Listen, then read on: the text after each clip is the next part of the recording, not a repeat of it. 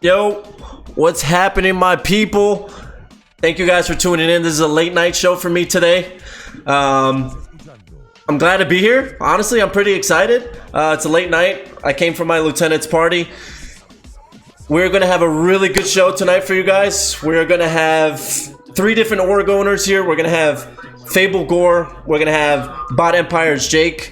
And we're going to have Hit Gaming's Harrison, a good friend of mine. Also a co-owner of his organization. We have a huge epidemic going on right now that seems to be an issue. So I'm here to talk about that. I feel like I've already talked about this before time and time again, and it just doesn't seem to work. So I brought the guys behind the scene besides the players to come out and talk a little bit about it, have a little bit of a Q&A, so you get a little perspective from me being a player for 10 years and also owners who put their time, their money that they could be using on anything else, whether it be a mortgage, whether it be buying something for their wives. I have 2 guys coming on the show that are married men, but they still find the time and the effort to do this. So that's something that we want to talk about. My topics for tonight are as stated. We're going to be talking about organization dilemma, question mark. Why? Because obviously right now there's a dilemma. When it comes to organizations, there's a problem. Next up, we're going to be talking about salary epidemic. Apparently, Gears of War players are asking for the top of the top when it comes to a salary. I don't know if you guys know, but when it comes to money and it comes to math, you got to put 2 and 2 together. And when you go and make a business decision, you kind of have to think about it. If I'm asking for a certain amount of money per month, that adds up over time. You really have to make it worthwhile if you're going to be doing that. So we're going to be talking about that. Then our next topic is what's next. What's next on the agenda? What's next for me? What's next for Gears of War? What's next for the organizations? What's next for the players? Boom. Mind blown. Let me sprinkle a little bit. Woo! Then lastly, we're going to be talking about the first Cuban caster. Will that be me? Or will that be somebody else? I mean, look at me. I got my chain on. I was looking suave tonight. I want to be that guy. I want to be able to say what I have to say. I want to be able to bring my energy to Gears of War. I want to be on the stage talking about gaming, talking about the players, talking about what I think. Gears of War needs something. We need help. Right now, there's a problem and we want to fix it. I think that I will be a big part of this problem. Whether I get this casting position or not, this doesn't stop. It won't stop here. I will continue to do this show until I get my opportunity. You guys watching my show, you guys watching the YouTube, you guys listening to what I have to say each and every week is huge. Without you guys, I wouldn't be anything. I would just be a guy sitting here talking crazy with the amount of energy that I have each and every week. You know, without you guys, there would be no Roster Mania guy or Mr. Gears Insider. What I'm basically trying to do for you guys is be the Adam Schafer of Gears of War. Whether Gears of War prospers, who knows? Do I want it to? Absolutely. I've been doing this for 10 years. My time and my gaming career has been devoted into Gears of War. Yeah, I ventured off into Call of Duty eventually. I did that for a little bit. I placed top 8 or whatever it is a couple of times. But my real goal and what I love to do is Gears of War. The fact that I'm done gaming and I finally took the opportunity and said, look, I'm done. That's it. I'm done playing this game. It was very hard to do. I honestly want to play every day when it comes to Gears of War, but I took this opportunity to slow down, and this is what I'm doing now. So tonight, guys, I don't want to keep rambling. I want to lower this music. I want to introduce 3 guys tonight. We have Fable owner, Gore, Cody is what I call him. He's coming on the show tonight. He'll be talking to you guys about his different opinions and perspective from him. You know, he has his team right now. His team just won one of the Latin American tournaments, $10,000 for Fable, which was awesome. Congratulations to those guys. Then we also have Bot Empire's Jake, co-owner, great guy. I've known this guy since before he hit the scene. One of the most upfront guys, really laid back, great friend of mine. He's going to be coming on the show to speak to you guys about Bot Empire, the organization, salaries, and whatnot. And to finish off my guest list for tonight, I'm going to be speaking to Harrison. It was a great opportunity to meet Harrison at the Las Vegas event. He was actually working with Ferocity Esports and was sent out to the event to overlook us, take care of us if we had any questions. And he was an awesome guy, one of the best managers I ever worked with, period, when it came to esports. He'll be coming on the show to speak about the same opportunities, organization, salaries. He actually has his own organization right now, Hit Gaming. I've actually been helping him, kind of doing like some consulting work and trying to bring him into the scene little by little and build their fan base. Great guys. And yeah, so let me cut this music. We'll get to business. I like to start my show off with some music, just because the music gets it crazy. It's a little different, you know, I like my music and whatnot. And let me bring in my co-host for the night, the 3 guys. Gentlemen, how you doing, everybody? How you doing, man? It's great to be here. Hello, hello. Is Cody there? Cody. Cody, did we lose Cody? Oh. He's still on the Skype call. Still on the Skype call. He probably has his mic muted. This is a great way. Great way to start. Hey, what's up? Hey, what's up? There he is. There's the man of the hour, Cody himself. All right, gentlemen. So happy to have you guys on here. I know it was a little bit of a short notice, but I appreciate you guys coming on the show. It's always good to talk to the gentleman from behind the scene, being that you guys are co-owners, owners, you know, managers of your teams, of your companies. So if we can start it off, I want to start off with Cody. Cody, if you want to talk a little bit about yourself, your organization, just a brief synopsis of you guys and what you're doing right now. Yeah, sure. So I'm Cody, aka Gore. I myself actually used to play competitively. My last event was for UE Columbus, so I know the scene very well. Started Fable after the wife kind of nixed my practice. So essentially, me and my buddy started it, and we've been just funding it, honestly, just as we go out of our paychecks and everything, because we really believe in it. And you know, we've grown quite a bit in the last 7 months to where you know, almost every Gears event, other than the European events, we had a team at, which was great. And then other games, I mean, we're huge. We have the 3rd largest FGC roster, the fighting game roster in the world, which is awesome. So I mean, like I said, Gears is our focus in the fighting game. So definitely think that, you know, the game's in a difficult situation right now, but you know, it'll get figured out for sure. Definitely. All right, so on to the next, Jake, one of the co-owners from Bot Empire. How you doing, Jake? Hey there, guys. Hey, my name is Jake Heiserman, owner and founder of Bot Empire. One of my co-owners is also Connor. You might have seen him around. And thank you, first of all, for having us on the show, Gabe. We do appreciate it. Of course. A little bit about me. Like I said, I am owner of Bot Empire. We're in multiple titles currently.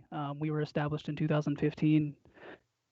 For Gears of War 4, we competed at Columbus, the first event of the season, and we actually haven't returned to the title yet, but we definitely are keeping our eyes on the scene itself.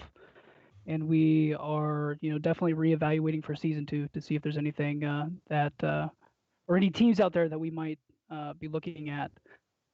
But I definitely think there are some things going on in the Gears of War 4 scene that can be changed fairly easily. And I think with the effort of everybody that not only watches this stream, but everybody in the community itself can help come together to change that. So I'm looking forward to putting in my opinions and comments to try to help that. And yeah, thanks for having us on the show.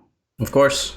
So to wrap it up with our guest of tonight, we're going to go to Harrison, one of the co-owners of Hit Gaming. Hey guys, how you doing? My name is Harrison, and like Gabe said, I am the co-owner of X Height Gaming.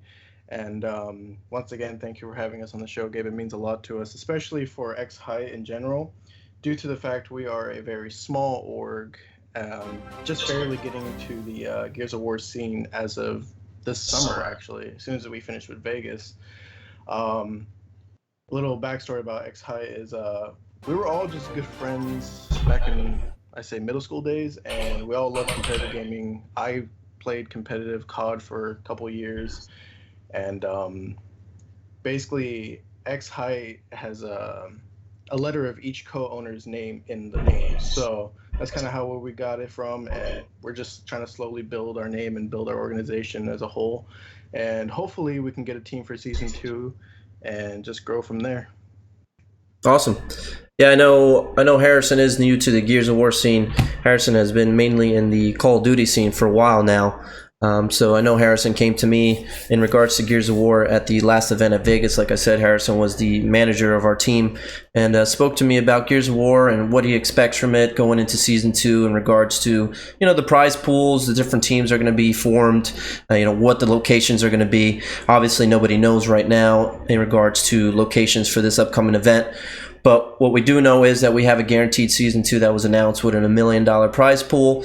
As we go forward, who knows, maybe there might be even more money thrown at the events. I'm sure that all depends on the investors or sponsors, whatever you want to consider them. If they decide to join into the game and throw more money at the prize pool, which has happened this past season, if I'm not mistaken, with HyperX, or I think that was Ultimate Edition. HyperX threw an extra $50,000 for one of the tournaments, which is great, and that's honestly what we all need as a whole. Maybe that could one day be different organizations within the game as it is, being able to throw back to the prize pool to kind of bring a lot more attention to the game itself and to bring, more players. Obviously, I feel like one of the lack of things we have right now for Gears of War are players. You have a lot of familiar faces over the years in regards to the pro teams, the pro players, the casual gamers. We need a lot more in regards to that, because more numbers means more events, more prize pool, and whatnot. But going forward, we're going to start with the first topic of the night. We're going to go to the organization dilemma. Now, recently we just saw that Splice has left Gears of War. A big unfortunate thing being that there's already been a few big organizations that already left the game due to certain things. Obviously, everybody is different. Everybody has their own opinions. Most people know what happened, don't know what happened.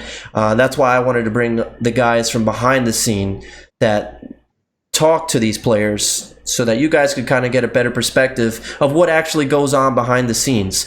We could sit here and we could speculate, we could talk about rumors, but that's not what I do. What I want to do is I want to be able to bring the guys that have the facts and could tell everybody in this, stream tonight the truth behind what actually happens. And like I said, Splice recently just dropped out from the game.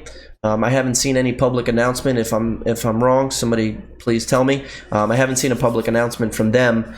I'm sure it has something to do with whether it's the roster or when it comes to salaries, hence why we are having this episode and having organizations, due to the fact that, what's the issue? What's the dilemma? So we're going to kick it off with Jake. Jake, what do you think, from your opinion, is the dilemma right now with the Gears of War organizations that were either in the game or that are thinking about coming into the game? What should everybody know? What's your opinion? Let's start very general. I think there are a few things that probably play into it.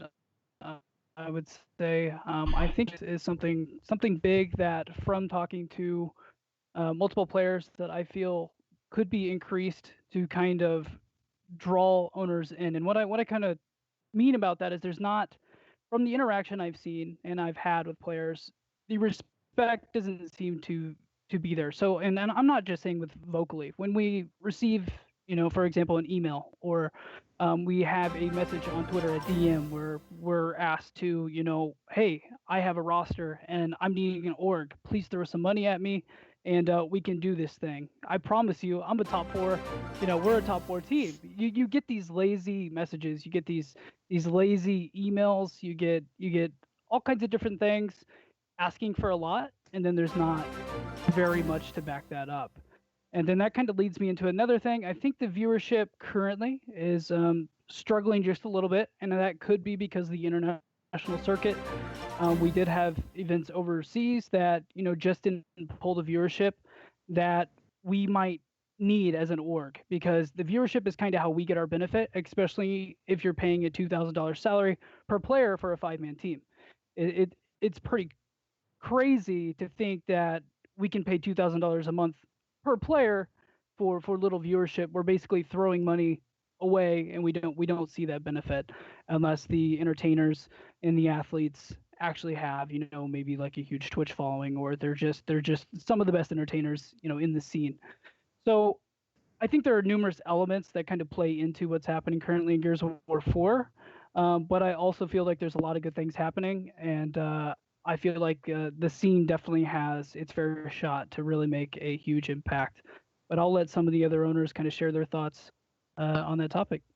Yeah, those are all great opinions. Obviously, you've been doing this for a little bit, so you kind of have a better perspective. Like we said, before we continue talking about it, let's go to the next. We'll go to you, Cody. Give me your general opinion of the organization dilemma or issue that we have, or whatever you want to call it at this point.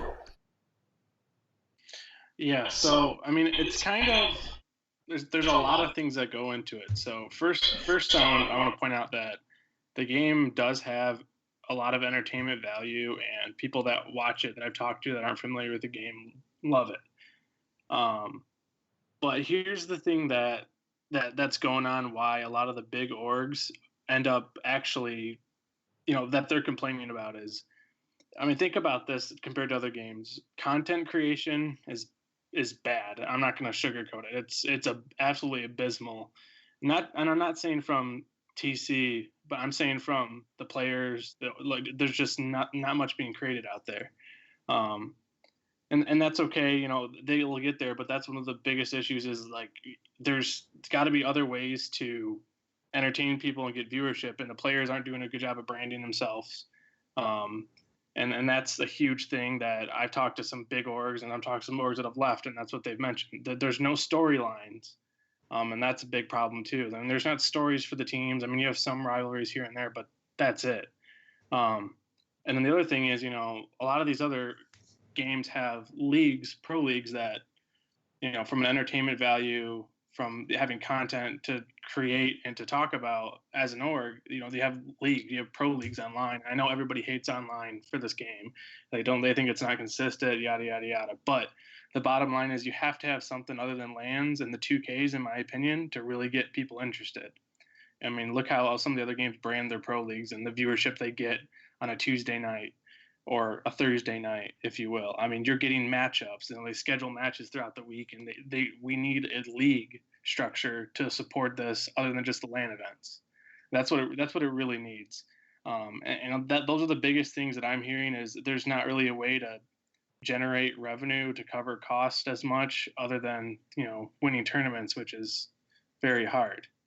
Honestly, I mean, let's be honest. Optic's been dominating this, and then look at the prize pool breakdown and all that stuff. But I mean, I think a little bit later we'll get to more of the financial aspects of the game. But I mean, I know he mentioned the fact that the Splice did put out an article. The owner put out a video about why they left, and the biggest reason why they left is the unsustainable ask by the team for salaries. So I mean, it's an odd state, but I know there's a lot of orgs that are still wanting to come into the game, which is good.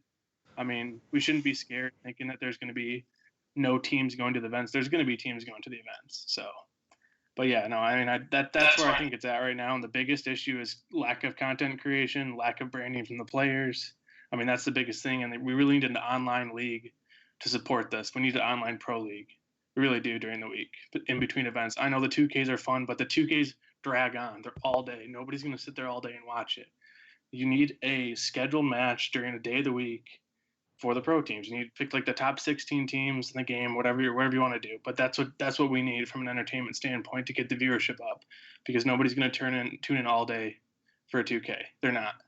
And then nobody wants to see Envy and Optic play every single fight night for the championship for the 2K. I mean, there needs to be other teams that are out there as well to benefit the other orgs.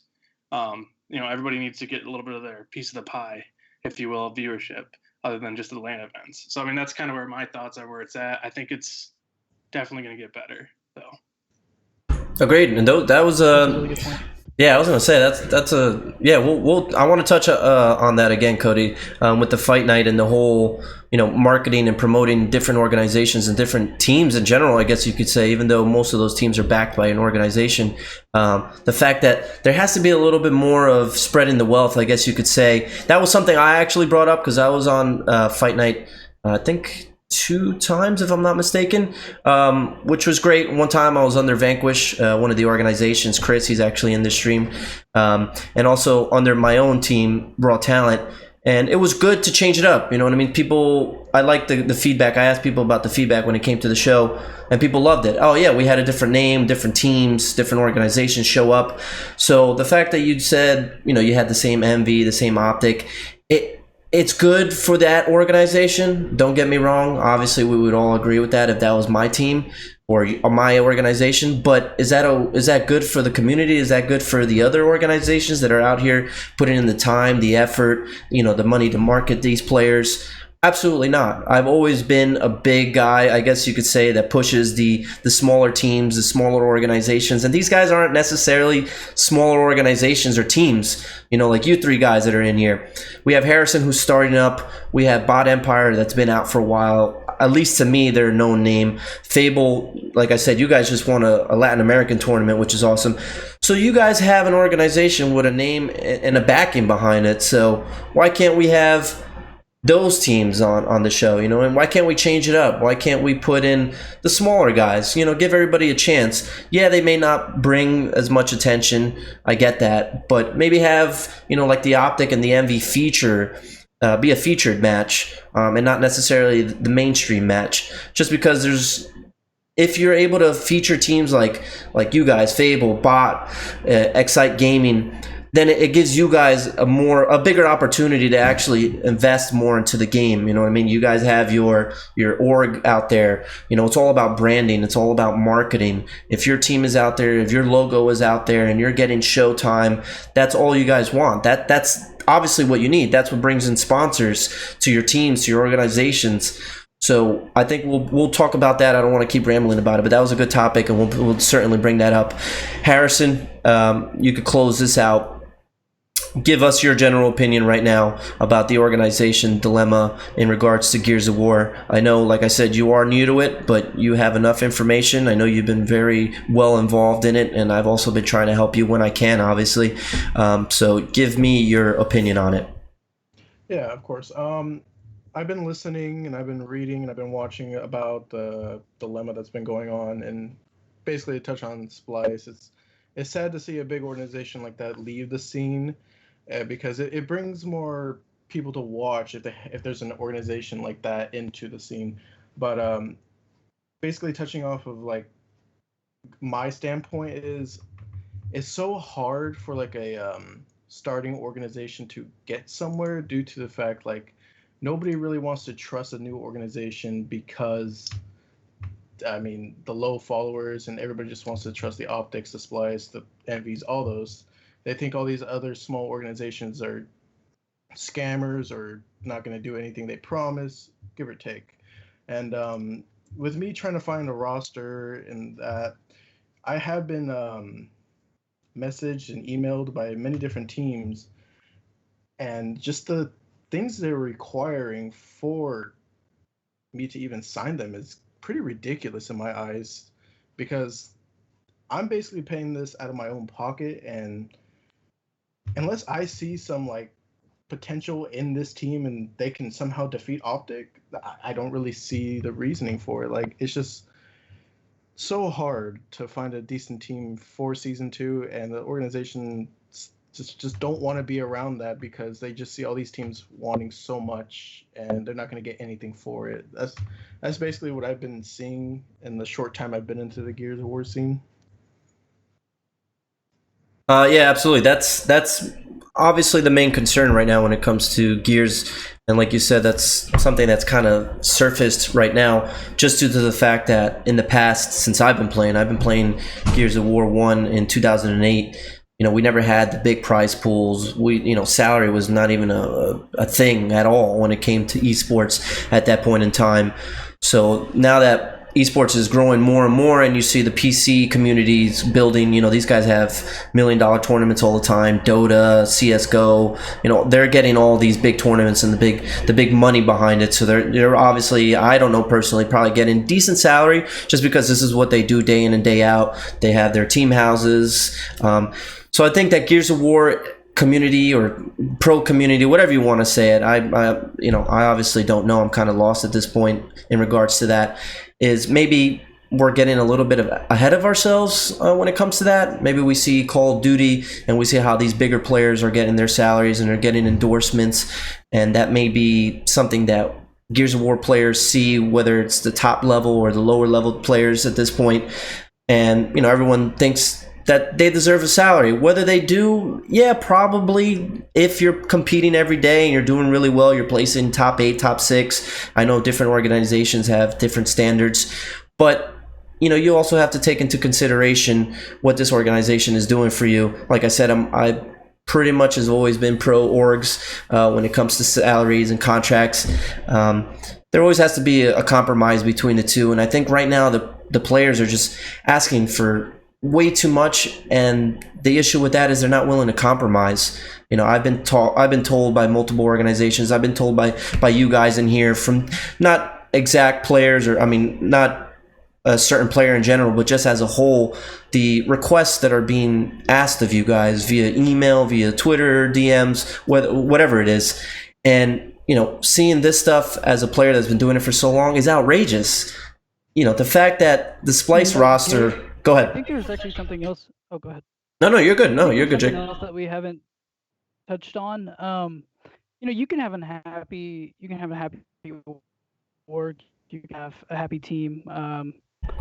But if their sponsors aren't happy, they're not going to stay in the scene. So some of these teams have been leaving here recently, and it can be due to a whole bunch of things. It can be due to viewership. It could be due to fights at events, because that's a pretty big liability. And when you're representing huge corporate sponsors, they don't want to be involved in fighting. They don't want to be involved in anything like that, because that could lead to lawsuit that could then go back on them. So I think it's not only that something that Cody said, that there's not enough content, but I think if those sponsors aren't happy that you're competing in that game, and that's kind of where their money's going as well, then they're going to say, hey, either you pull out of that title, or we're not going to be giving you the benefits that we've been giving you, because we could get this in CS:GO, we can get this in Call of Duty, we can get this in Halo, we can get this in wherever.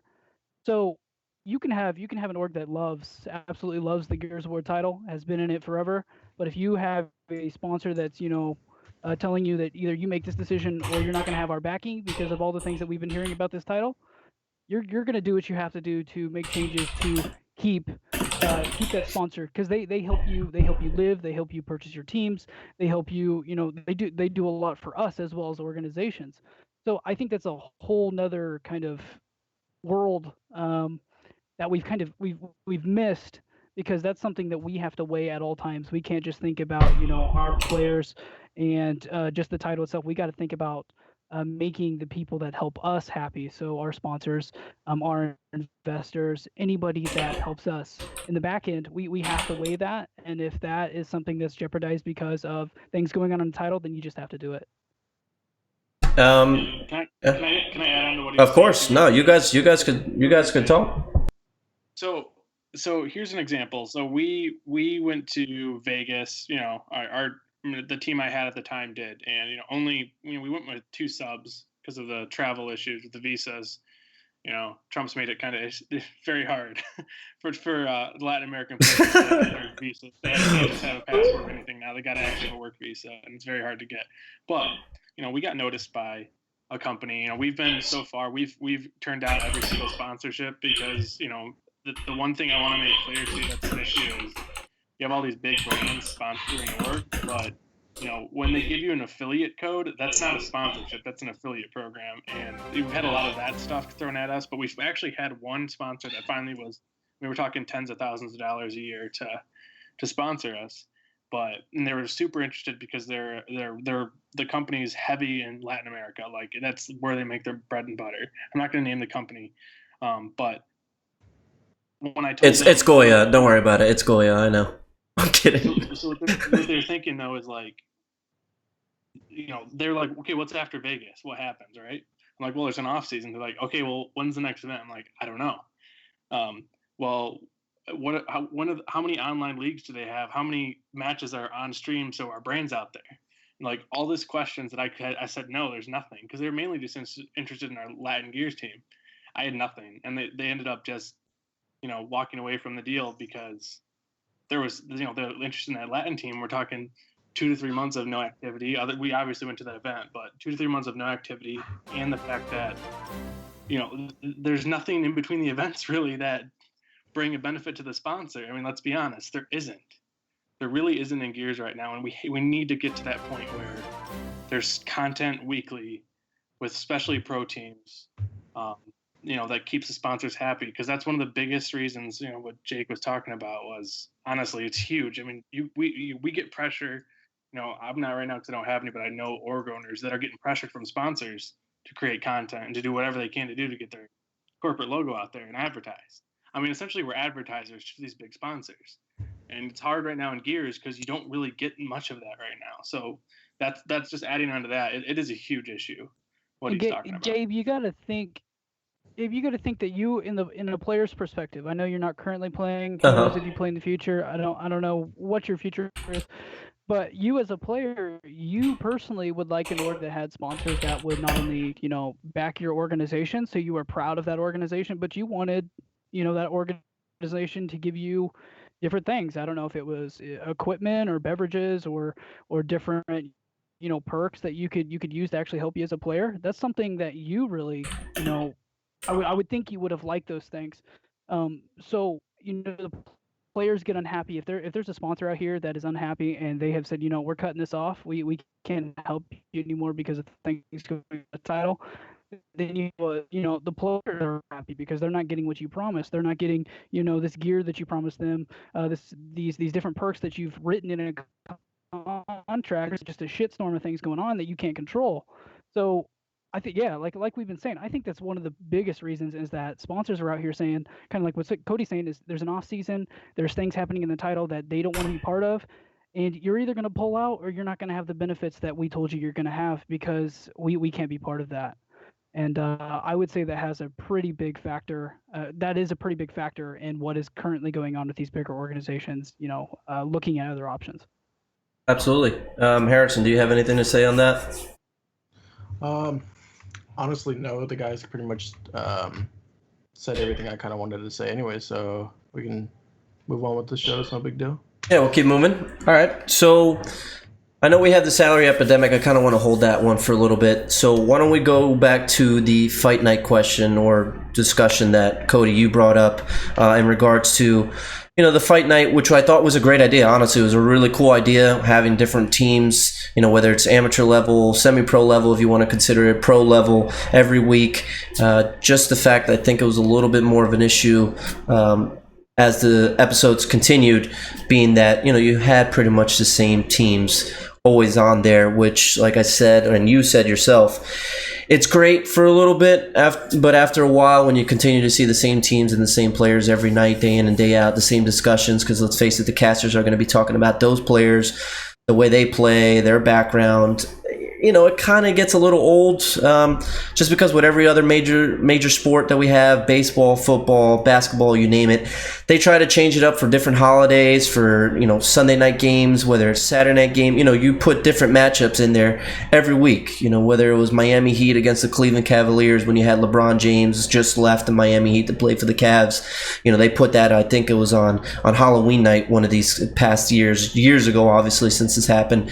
That's something that I feel is lacking when it comes to this, being that we're just playing with the same teams all the time. And me, as I was still playing, I had brought that up. So you have to. I mean, it's good that I brought that up being a player, and you guys even brought it up being the organization owners. So obviously, two different sides are seeing the same thing. I think that's something that needs to be brought up, just so when Fight Night does come back, which I think it is coming back, it's something that I think the coalition in general, could listen to. And obviously we're doing this show so that they can hear us, that the viewers can hear us in here, and hopefully, it'll hit the right people. But in regards to the Fight Night situation, Cody, go a little bit more into that, because that was really your topic and your idea. Yeah, so I mean, the Fight Night thing's great, and we've had the privilege of being on there twice, and it's awesome. I mean, every time we do it, we get a boost of Twitter followers, we get a ton of DMs from people asking questions about our organization, and it's all great. But what I hear, and I don't want to name drop orgs or anything, but I know somebody, I'm not gonna name his name, but he's totally right, and he's brought up some issues. Is they've spent probably 20 grand. I'm not going to name the org. They spent probably 20 grand at least just on 3 events, and never once. And they were in pool play every event, never once got a main stage. There's got to be some sort of a balance, or some sort of something to balance out that stuff. And I think the one way to do that is featuring these teams on Fight Nights or Pro League show matches, whatever it may be. That we have to do that because they want the exposure. It's not just all about, it's about making money. These are businesses, but it's also about growing your brand and getting that exposure. And that's huge. I mean, there's a decent amount of viewership that, watch those. And that's just my biggest complaint is I like with the 2K, like, okay, the 2K is great. It's for pro points. There's like a $500 prize or whatever it is. But it's not branded as like a pro. It's not a pro only tournament. They need these pro leagues to make these top organizations happy that have teams that are top 12 in the game. You have to have some sort of exposure weekly, and you will get all these top orgs coming back in. I really think you will. You can see what Halo's done, what Call of Duty's done, and I'd hate to name drop other games which are in different situations, a little different size, but they've done a good job of partnering with brands. Obviously there's MLG, we know that. I mean, the first thing that comes to mind is, the UE Pro League on ESL. Something like that, where you do have a core group of top teams and try to create some storylines and get every org a chance that, to get some exposure. Not every org is going to get a chance. I mean, I'm not trying to be naive or not naive, but mean here, but I mean, a team that's got the 13th best team, let's say, that they're making pool play and they're going 0-3, which obviously isn't that good, but they should get a good amount of exposure compared to a team that was put together randomly and it's probably like a top 32 team at best. Like, not everybody's going to get that kind of exposure, but the teams that get to that top 16, top 12 level, you got to find a way to, do exposure every week and create content. And the Fight Night's a great way to do it, but they need to expand on the Fight Night so it's not just Optic and Envy and then a show match and then 2 amateur teams. It needs to be, in my opinion, they need to have full-time people casting that work for them, doing the production, and they're doing something 4 days a week, not including the weekends. Have the 2Ks on Sunday, that's fine. But they need to be doing something Monday through Thursday, some sort of matches every night with honestly 3 different matches, started at 5 and go till 9, whatever you want to do. But that's the way to really do it. That shows that the game's active, it's consistently active, and it shows sponsors, it shows everybody that, oh, well, there's a lot going on every single day of the week almost. They're grinding and they're doing something about it and they're creating content. Right now it's not there. I mean, it's not there, quite frankly, which sucks, but maybe they'll get there for season 2. I'm not sure, but there's a ton of opportunity, and I hope that they listen to some of the feedback of the orgs. Yeah, I think it's very important that they listen to the different orgs in general in the game, like you just touched on. Just because it's not all about the Optic gaming, it's not all about Envious, which obviously we saw they left the game. So I guess you could say all that effort that was put into supporting that organization, supporting that team. It's pretty much gone at this point, just for the fact that they left the game already. So you got to be able to show interest and show some effort when it comes to the organizations that have stayed in the game and have been putting teams together to come out to these events, no matter where they are. I know the European events and Latin American events are somewhat tough when it comes to, I guess you could say, a North American org sending a team out there, but in regards to Mexico, that they had this event, it did really, really well, and I know we had a lot of different organizations out there, and that's something that was great. We had organizations come out from Latin America themselves, North America, Europe, and I think if we got a little bit more exposure to those organizations in general, I think that would make it more of an incentive, I guess, at this point, to stick around, to invest a little bit more into the game, just because there is a lot of exposure right now when it comes to Gears of War. As I was playing, my teammate Immortal Spawn was an observer and also a caster for Gears, the Coalition, whatever you want to call it. And he would kind of give me more of a play-by-play of what was going on behind the scenes in regards to viewership and the numbers. And the viewership and numbers were always well.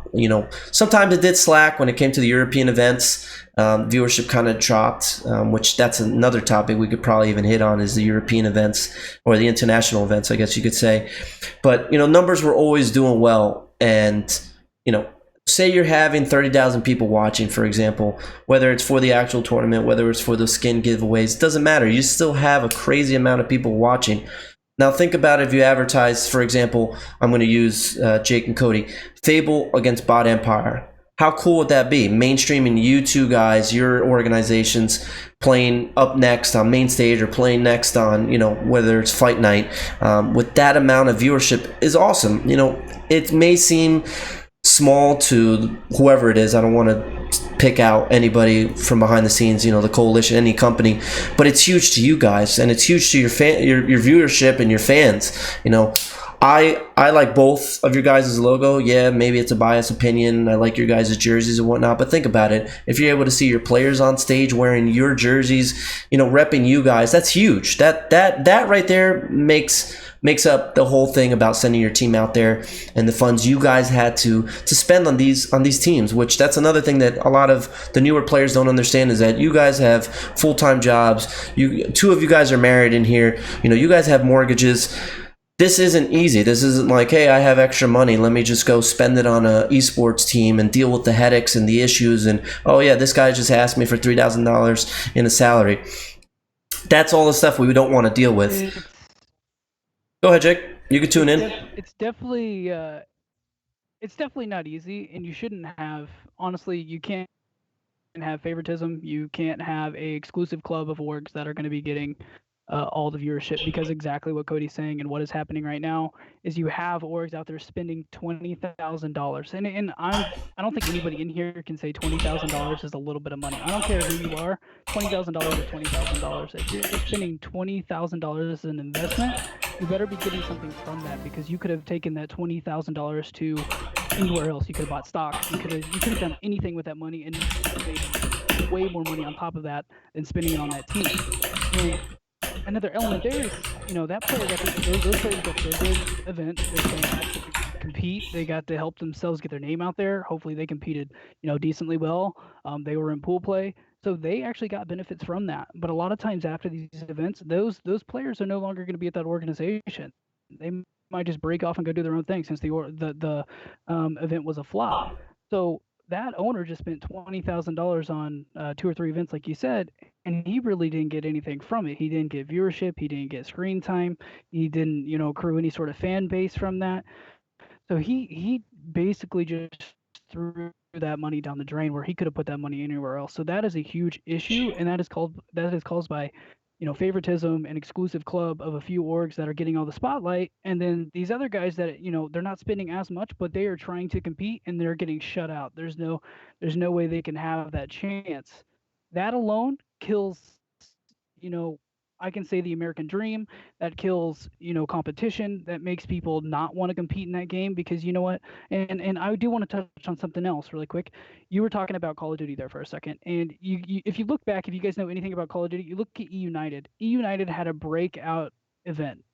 They did really well on LAN, and they had a breakout event. Now E United is known by everybody. They were not a huge I would say they weren't a huge force in esports at that time, but they had a huge COD event. They did very well, and there was not an exclusive club. They were invited into the leagues. They were invited into the pro play. That org really was made out of that one really good Call of Duty event. Now they had other teams at the time, and they were doing fine, but I think that event was their breakout. And that's because there wasn't a bias. Call of Duty didn't, say, okay, they did good one event. Hopefully they do good the rest of the events, and if not, we're just going to kind of cut them out. They were in it for the long haul. They performed good at that event, and they've been in every event ever since. They've had plenty of viewership. They've had posts from MLG. They've had all kinds of stuff. So I think just to wrap it all up, I think the exclusive club, I think the favoritism, and I think all of that is just another factor that kind of plays into it. $20,000 isn't a little amount of money. I don't care who you are. If you say it's a little amount of money, you're senile. And if you're not getting viewership during that time spending that money, then you better get the hell out of that game because that should never be tolerated. I mean, yeah, I mean, and I could tell from. No, of course. I mean, that's what I want you guys to do. If I'm talking and you guys have something that pops up, do as you please. You guys could cut me off anytime. But yeah, no, you're absolutely right. Obviously, some guys in the chats agreed with you. When it comes to the growth of the game, yeah, we need to, we kind of need to listen to you guys, the guys who are investing the money in this. And 20K is a lot of money. I mean, I don't know who thinks it might not be, but yeah, 20K is a lot of money. Especially when it comes to esports. If you're spending $20,000 on something related to, I don't know, a car or a house or something, yeah, you understand that. But if you're throwing it at something, that's not necessarily small money. And Harrison, I don't want to skip over in regards to what we've been talking about with the Fight Night situation and broadcasting certain teams, certain organizations every week, which is not what MLG or the Coalition does on purpose. I don't want anybody to get the wrong idea. I'm not here to badmouth anybody. I'm here to get different opinions from, like I said, these organization owners from behind the scenes. I just want to be able to get our opinions and our ideas out there to pretty much better it, at this point, just because it has been shut down currently for now, and I know they're going to bring it back when the season starts up. So this is just ideas that I'm throwing out there. So Harrison, in regards to that, do you have any opinions? Do you have anything about that? Well, basically, on the Fight Night situation, of course, we don't want to blame MLG for the quote-unquote favoritism, but it would be nice to, as from my standpoint, a brand new organization, to see smaller teams be in Fight Night, be on the live stream, be on the main stage, because like the rest of the guys have stated, as an organization owner, we just want our logo out there. We want just the marketing aspect. We just want our CR guys and in our jerseys out there, and that just makes it the world for us pretty much. And with the Fight Night, I would love to see the smaller teams. I would love to see Fable versus Bot Empire. I would love to see XHive versus Bot Empire, or so on and so forth. I think if we can just focus on getting these smaller teams a better, I guess you could say, viewership and a better exposure time on the main stage, I think it'll help the scene in general. And that's just coming from a Call of Duty aspect, me being a Call of Duty player back in the day and just knowing a lot more about Call of Duty than I know about Gears. But Call of Duty focused on bringing these small teams as well. There was multiple teams last year in COD Champs, nobody even knew who they were. They were still on live. They were still being live streamed. And I think that's what Gears should do during the events as well. Say a team comes out of pool play, if they don't even get one match on live stream, that's literally a waste of your time. That's ridiculous. If you fight through the open bracket and you don't get one match on live stream, that's just wrong. I think there's something should be changed right there, and hopefully it does for season 2, and it'll help orgs want to come back and basically want to help the Gears scene grow as I do. As a small organization, I want to help build it pretty much, and I just want to build myself as well and like just become bigger and help Gears become bigger as well. I'm glad you said what you just said recently, because I have to bring this up, because I have brought it to like whoever it is, MOG, the coalition's attention when it first happened, and it kind of upsetted me, and it upsetted my organization owner, Chris. I mean, I don't think he really voiced his opinion on it. Chris, if you're in here, you could tune in if you want. But at the first event, Columbus, Ohio, my team went in with, I think the top 5, top 4. I don't know, because some teams showed up, some teams backed out, whatever it is. So I think we finished with a top 5 seed or top 4 seed in the open bracket. We came out strong. I think we had a first round bye, and then we had, I think it was 3 or 4 matches to make pool play. You know, we just steamrolled through those matches. We come to pool play. You know, every team was shown went on main stage. Sorry. In regards to being on main stage, sorry, I lost my train of thought. Every team got on there. All the open bracket teams got on there except one team. That was my team. Now, I'm a very vocal guy. I said it before the event just to be funny, but that's who I am, saying I'm going to get on main stage to all of, you know, whoever the coalition is involved on Twitter, you know, very vocal about it, being funny that I'm going to get on main stage. This is my first event for Gears of War 4. It's going to happen.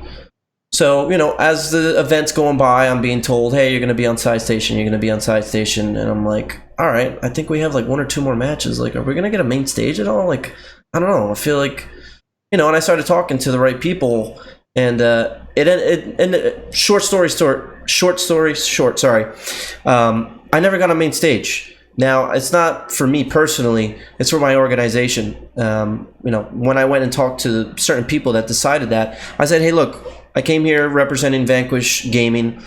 You know, I see that every other organization here, and even teams that weren't even represented by or represented an organization, got on main stage. And, you know, I was never really given a clear reason why that happened. And was it upsetting to me as a player? Absolutely. You know, I wanted to get on main stage. My guys wanted to get on main stage. Me being the voice of my team, I was upset. You know, being on main stage is huge. Wearing our jerseys, you know, talking smack, you know, basically putting on a show, entertainment. And when I was told that happened, I don't know. I didn't know what to say or what to do. You know, it was very disappointing to Chris. If you guys don't know Chris, he's the Pro IGL owner. Chris was, you know, he sent us out to that event, and to have to come back home and tell Chris, hey, you know, we didn't get on main stage for so-and-so reason, it's very upsetting for myself and for him. And the fact that you brought that up, Harrison, is a big deal. Back in the old Gears of War days, and it's fact. Again, I don't want to badmouth anybody or anything. That's not what I do. But back in the day, we had all kinds of teams get on main stage. Yeah, I was one of those teams. I'm not going to lie. Raw Talent was one of those teams, and you could see it on VOD. We were one of those teams that were on main stage a lot. But why? Because we were entertaining. Sorry.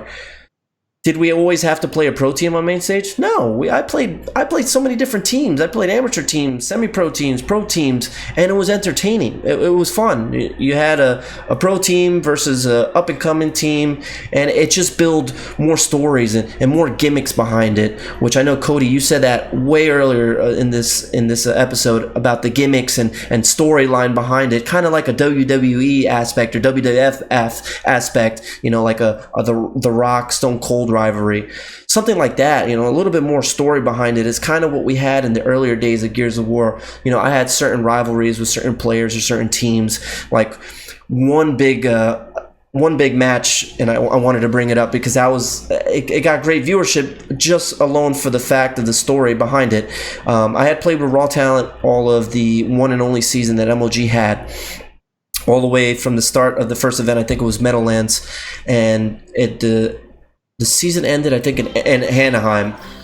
So for Anaheim, I actually left Raw Talent. My own team, yes, I know, crazy story. Most people probably don't even know about it. You guys, I'm sure I never told you guys about it. I left Raw Talent after WCG Nationals in 2009. We actually finished second place at that event, which was a great placing. So yeah, maybe I was crazy for leaving the team. But I was just so upset. And I'm giving you guys the background story, everybody in the stream and these guys here, the background story to why I left. we played really well. That was probably the best event of my life. I'm not gonna lie. My girlfriend at the time, now my fiance Gabby, was there. I'm sure that played a big role into it. I played my heart out at that event, and to go into winners finals, we went up 4-0, and I'm telling you this so it kind of builds the story up. We went up 4-0 in tiebreaker against Legacy, which Ribs was actually on that team. Completely steamrolling these guys. I'm telling my team, yo, one more round, let's keep it together. We ended up losing 5-4. That kind of broke me down as a player. I kind of got upset. I was younger at that time. My attitude was a little rough. And then going into finals, we played the same team and we lost in tiebreaker. So I left that team for MBN, Murder by Numbers, which happened to be the number 1 seeded team through most of the season next to the Insanes. So going into the last season, the last event, we ended up having Raw Talent versus MBN. Did MLG use the storyline to the fullest? Absolutely. These guys were blowing it up. NJ Cubano plays his former team, Raw Talent. I think it was for like not winners finals, but like winners round 5, something. I think it was for like top 12 or whatever. Regardless, whoever lost was still in it, and they were talking up a storm at the event on social media. Saying he's playing his team that he started, his team. He is playing against them right now with MBN, the number 1 seeded team. That was awesome. People wanted to watch that just because, yeah, it could be a little dramatic. Yeah, was it a little bit of an emotional game for me? Absolutely. I was talking crap to my team, my teammates. Immortal Spawn was on that team. Do I regret some of the stuff I said on that stage at that point in time? Absolutely. Was it part of the game? Yes. Was it a little personal? Yes. But did the viewers at the actual event and the viewers back at home love it? Absolutely. It was insane. I wanted to win that match so bad. And the sad part about it, I have to bring it up because I'm sure somebody will ask, I lost that match. I lost tiebreaker to my team. That broke my heart. But did it make me realize that leaving my team was the best idea? Absolutely not. Immortal Spawn was a great teammate of mine. It was kind of the stage in my life where I needed to leave and kind of see where I went. But the whole story behind this, because I don't want to lose track, is the fact that we do need stuff like that. We do need, a little bit more of spicing things up. Obviously we know Optic and Envy at this time of this past season are rivals. Obviously, they're first and second place teams every event. That gets old after a while. So to touch on that, I feel like that was something that we kind of lost over the years, which I don't know why. I don't know if there's like a production team that decides that or whatever it is. But we do need the juice. Wicked Crazy, to quote you. We need juice. We need something. We need to spice it up a little bit. Now, to continue on with the show, because I know we've been talking this for a little bit about Fight Night, we're going to hit Salary Epidemic. Now, to put a little bit backstory behind it, there's been a huge issue with salaries. We have guys asking for salaries that some organizations just can't afford. And should they have to pay for that? Absolutely not. If you think about it, we have some guys, let's take Splice for example. Splice asked for $2,000 a month. Times that by 5. I don't want to do the math for you guys, but think about that. Over a year span or 6 months of a season, whatever you want to call it, regardless, 5 times 2, I mean, that's insane. That's $10,000 a month. I just don't know who in their right mind can afford it, unless you're a millionaire or something like that. Then yeah, that's nothing for you. But when you have organizations like these 3 gentlemen in here that, like I said, put their time, their money, their sweat into this, that's a lot of money. Is it even beneficial? Absolutely not. I think that's something that we need to touch on with these guys and myself is, think about that offer that they asked for, $2,000 a month per player. Where do you think you're making that up, or where do you think these guys are going to make that up? Organizations aren't going to make $10,000 a month. I'm confused. This is why I wanted to talk about this week. I feel like I've been touching on it day in and day out, weekly, monthly. Like, what are we thinking as a community or as players? I feel like I should be a commissioner for the players organization or whatever you want to call it. Like, what are we doing, guys? This is out of control. We're losing more and more organizations, and I have three guys in here that either had a team or are trying to put a team into the Gears of War that are trying to bring a little bit of a better perspective behind it. Now, to start this off, Harrison, I want to start with you, being that you're a newer org owner. What is your take on salaries and the crazy requests that we're getting? We're just using Splice because they just happened today. It's not to pick them out. But obviously, an article just came out that it's $2,000 a month that they asked. What is your take on that? What is your take on salaries? Honestly, that frightens me. Due to the fact that's an issue, I actually got an email from a team who I will not mention at all, from a team that requested full funding and also the same amount that's people were asking for from Splice, 2,000 a month per player. And I'm sitting here and wondering to myself, is that's not even worth it. Like, why is that even being asked me as a small organization owner? This is basically coming out of my pocket. I don't even have the sponsorships yet. I'm still working on that. And they're asking me for $2,000 a month. And I could be spending that money anywhere else. I mean, I'm still young. I still have a future ahead of me. I could be spending that money anywhere. Why would I invest $2,000 a month per player for a Gears team I don't even know what they're going to even place? So it threw me off, really, when I got emailed that. And I just think the Gears players, I'm not saying all of them, I'm just saying some think they should be paying more, but they really shouldn't be. I feel like the salary kind of just like made everybody money hungry.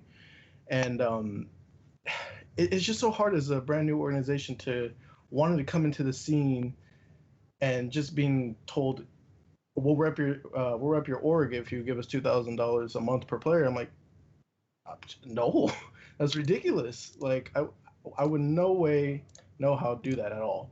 And I really just hope that some of these players like start to focus and realize what they're actually asking for, and just hope they realize that a lot of these organizations can't do that. That's so much money just for a person, and it's just not worth it in my eyes. Yeah, I mean, that's why I'm like at a loss of words. I don't understand the inflated salaries. How does that even make sense right now? Being that we don't even have the season hasn't even started, so these players are going to be paid monthly to basically just sit at home. Are they going to be any policies and procedures behind it? You know what I mean? Like, are we going to get so in depth that it's like, hey, look, if you don't play X amount of time a week or monthly, we cut back on your salary? That could eventually happen, I guess. You know what I mean? If you really want to get into it, make these contracts super lengthy with so many different things behind it, explaining, time restraints and all that kinds of business that I think it's a little too early for at this point in time. So going to the next one, Cody, what is your take on the salary epidemic that we're dealing with right now? All right, let me add them. I got a lot to say about this, but I'll try to keep it short. So, okay, let me ask you something. What's a bigger game right now, Smite or Gears of War? I mean, I would personally say Smite. Okay, so I mean, I've talked to plenty of teams in all games, and I could have had a top 8 Smite team for $600 a month per player. So keep that in mind. But that's how inflated the salaries are compared to other games. You're talking a game like Smite, which here's the formula. How honestly, this is besides sponsorships. This is how, because honestly, most of the orgs are just going to break even or make a little bit money on these teams or sending to events. Honestly, I mean, you're going to make money off bringing in sponsorships and other things like that. But revenue share from the game, plus travel help or travel coverage equals higher salaries, happier players, and the players are able to make more content because they're getting paid more. So like Smite, for example, you're getting revenue share from the game as long as you've been in the game for 3 months and you have a pro team signed and you can prove you have a contract with them and you're paying them a salary. I mean, and the rev share is not small, trust me. I mean, you're talking, you could get anywhere from an org pulling to $5,000 to $10,000 a month, honestly. That's like how you get these big orgs and you get them to stay, is you have that revenue share, and we're talking the org's able to make that amount of revenue share a month, and they're only paying $600 a month to the players still. I mean, most orgs are taking a small percentage of the winnings too. It's not huge. Like, I mean, we with most of our guys, honestly, we're not really doing a percent, to be honest with you. They've worked hard, they've earned it. We believe we're going to make money bringing in bigger sponsors, so that's where we're at with that. But revenue share plus travel help equals a higher salary, but it's not quite that way right now in Gears. So, I mean, I definitely think that I actually think Jack is the right person, and she will get it right. I mean, it was season 1; they're going to get it right. But there's got to be ways for these orgs to make money, honestly, or get a significant amount of help. I mean, because if you look at these other games, it's not even comparable. I mean, the other thing is too. I mean, I'm not trying to throw out orgs under the bus, but I mean, you've got 3 orgs in the game. Not going to name them, but they're paying just, in my opinion, insane, unsustainable salaries to their players just because they can. Just because they can, they have the money. They're not making money at all off these Gears teams. They're not. They're paying them a ton of money. They're giving them a ton of gear. They're putting them in team houses. They're not making money off them. If you think they're making money off them, they're not. And I can tell you, Optic Gaming is not one of the orgs I'm talking about. There's 3 other orgs in the game that have caused this, in my opinion, have caused this gigantic inflation. And that's just that's just the honest to God truth. Good for the players for getting that money, but it's caused an issue, if you will. And and the people that are behind these orgs I'm talking about have millions of dollars, so they can do what they want. But I mean, they're definitely, they're doing it their own way, but it's created an issue because all these other pro teams think that they should be getting it. And I think salaries, top 8. If you're a top 8 team, you place top 8, then you definitely can ask for a salary. But we're talking like you place 8th place, then you can get. I'm talking like $500-600 a month, $700 a month. I mean, it's different when you place top 3 and you're consistently placing top 3. But we're in a situation right now where you're getting teams that have never broken top 13 at events, and they're asking for $1,000 a month. And I can tell you, because I get emails all the time, and then even though I have a team, it's funny, I get a ton of Gears teams that still reach out to me, which we're not looking for another Gears team. We have a Gears team. I mean, we're set for season 2, but like they're asking for a lot. I mean, think about this: if you do $1,000 a month per player, okay, and say it's for 12 months, that's $60,000 a year with $1 million prize pool circuit. Say your team places 7th every event or 6th. Okay, and you're taking 10% of their winnings, and then you're making maybe $1,000 a month if you're lucky enough to get a Lancer skin. You're still going to lose like $30,000 a year, honestly, on the team, and that's where it's at right now. It's just so inflated. We're not going to get to a point where the salaries are going to be like that until the game's viewership gets huge, or the fact that they're going to find ways for the orgs to make more money. Which one of the biggest things is revenue share.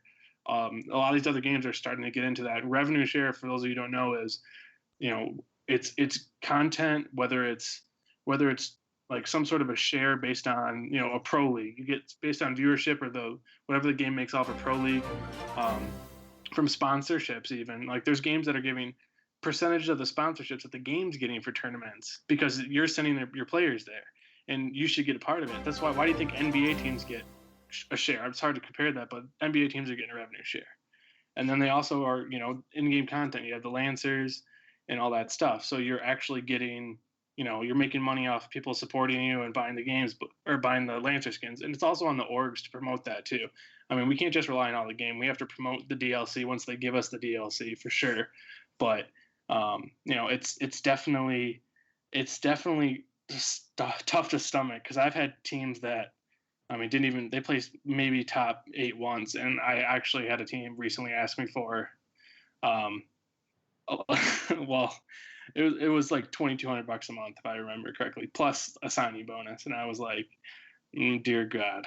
Yeah, that's wild. It'll happen naturally. It's just like the market for any product. Eventually, the market's going to settle to where it's at, and we're finding that out right now.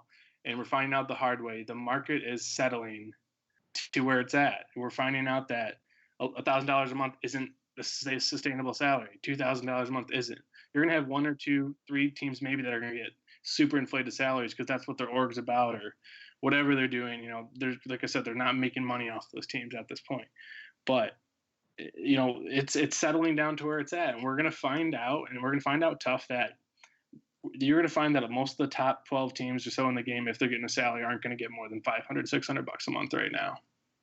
So I'm just saying that's where I'm at, and we'll fix it eventually. The game it'll fix itself. So that's my opinion. It's crazy, and I mean it's insane. So the biggest thing is you got 3 orgs that have put out unrealistic expectations, in my opinion, for what their pro team should be getting in this game. So yeah, there you go. Yeah, no, those were all valid opinions that you had.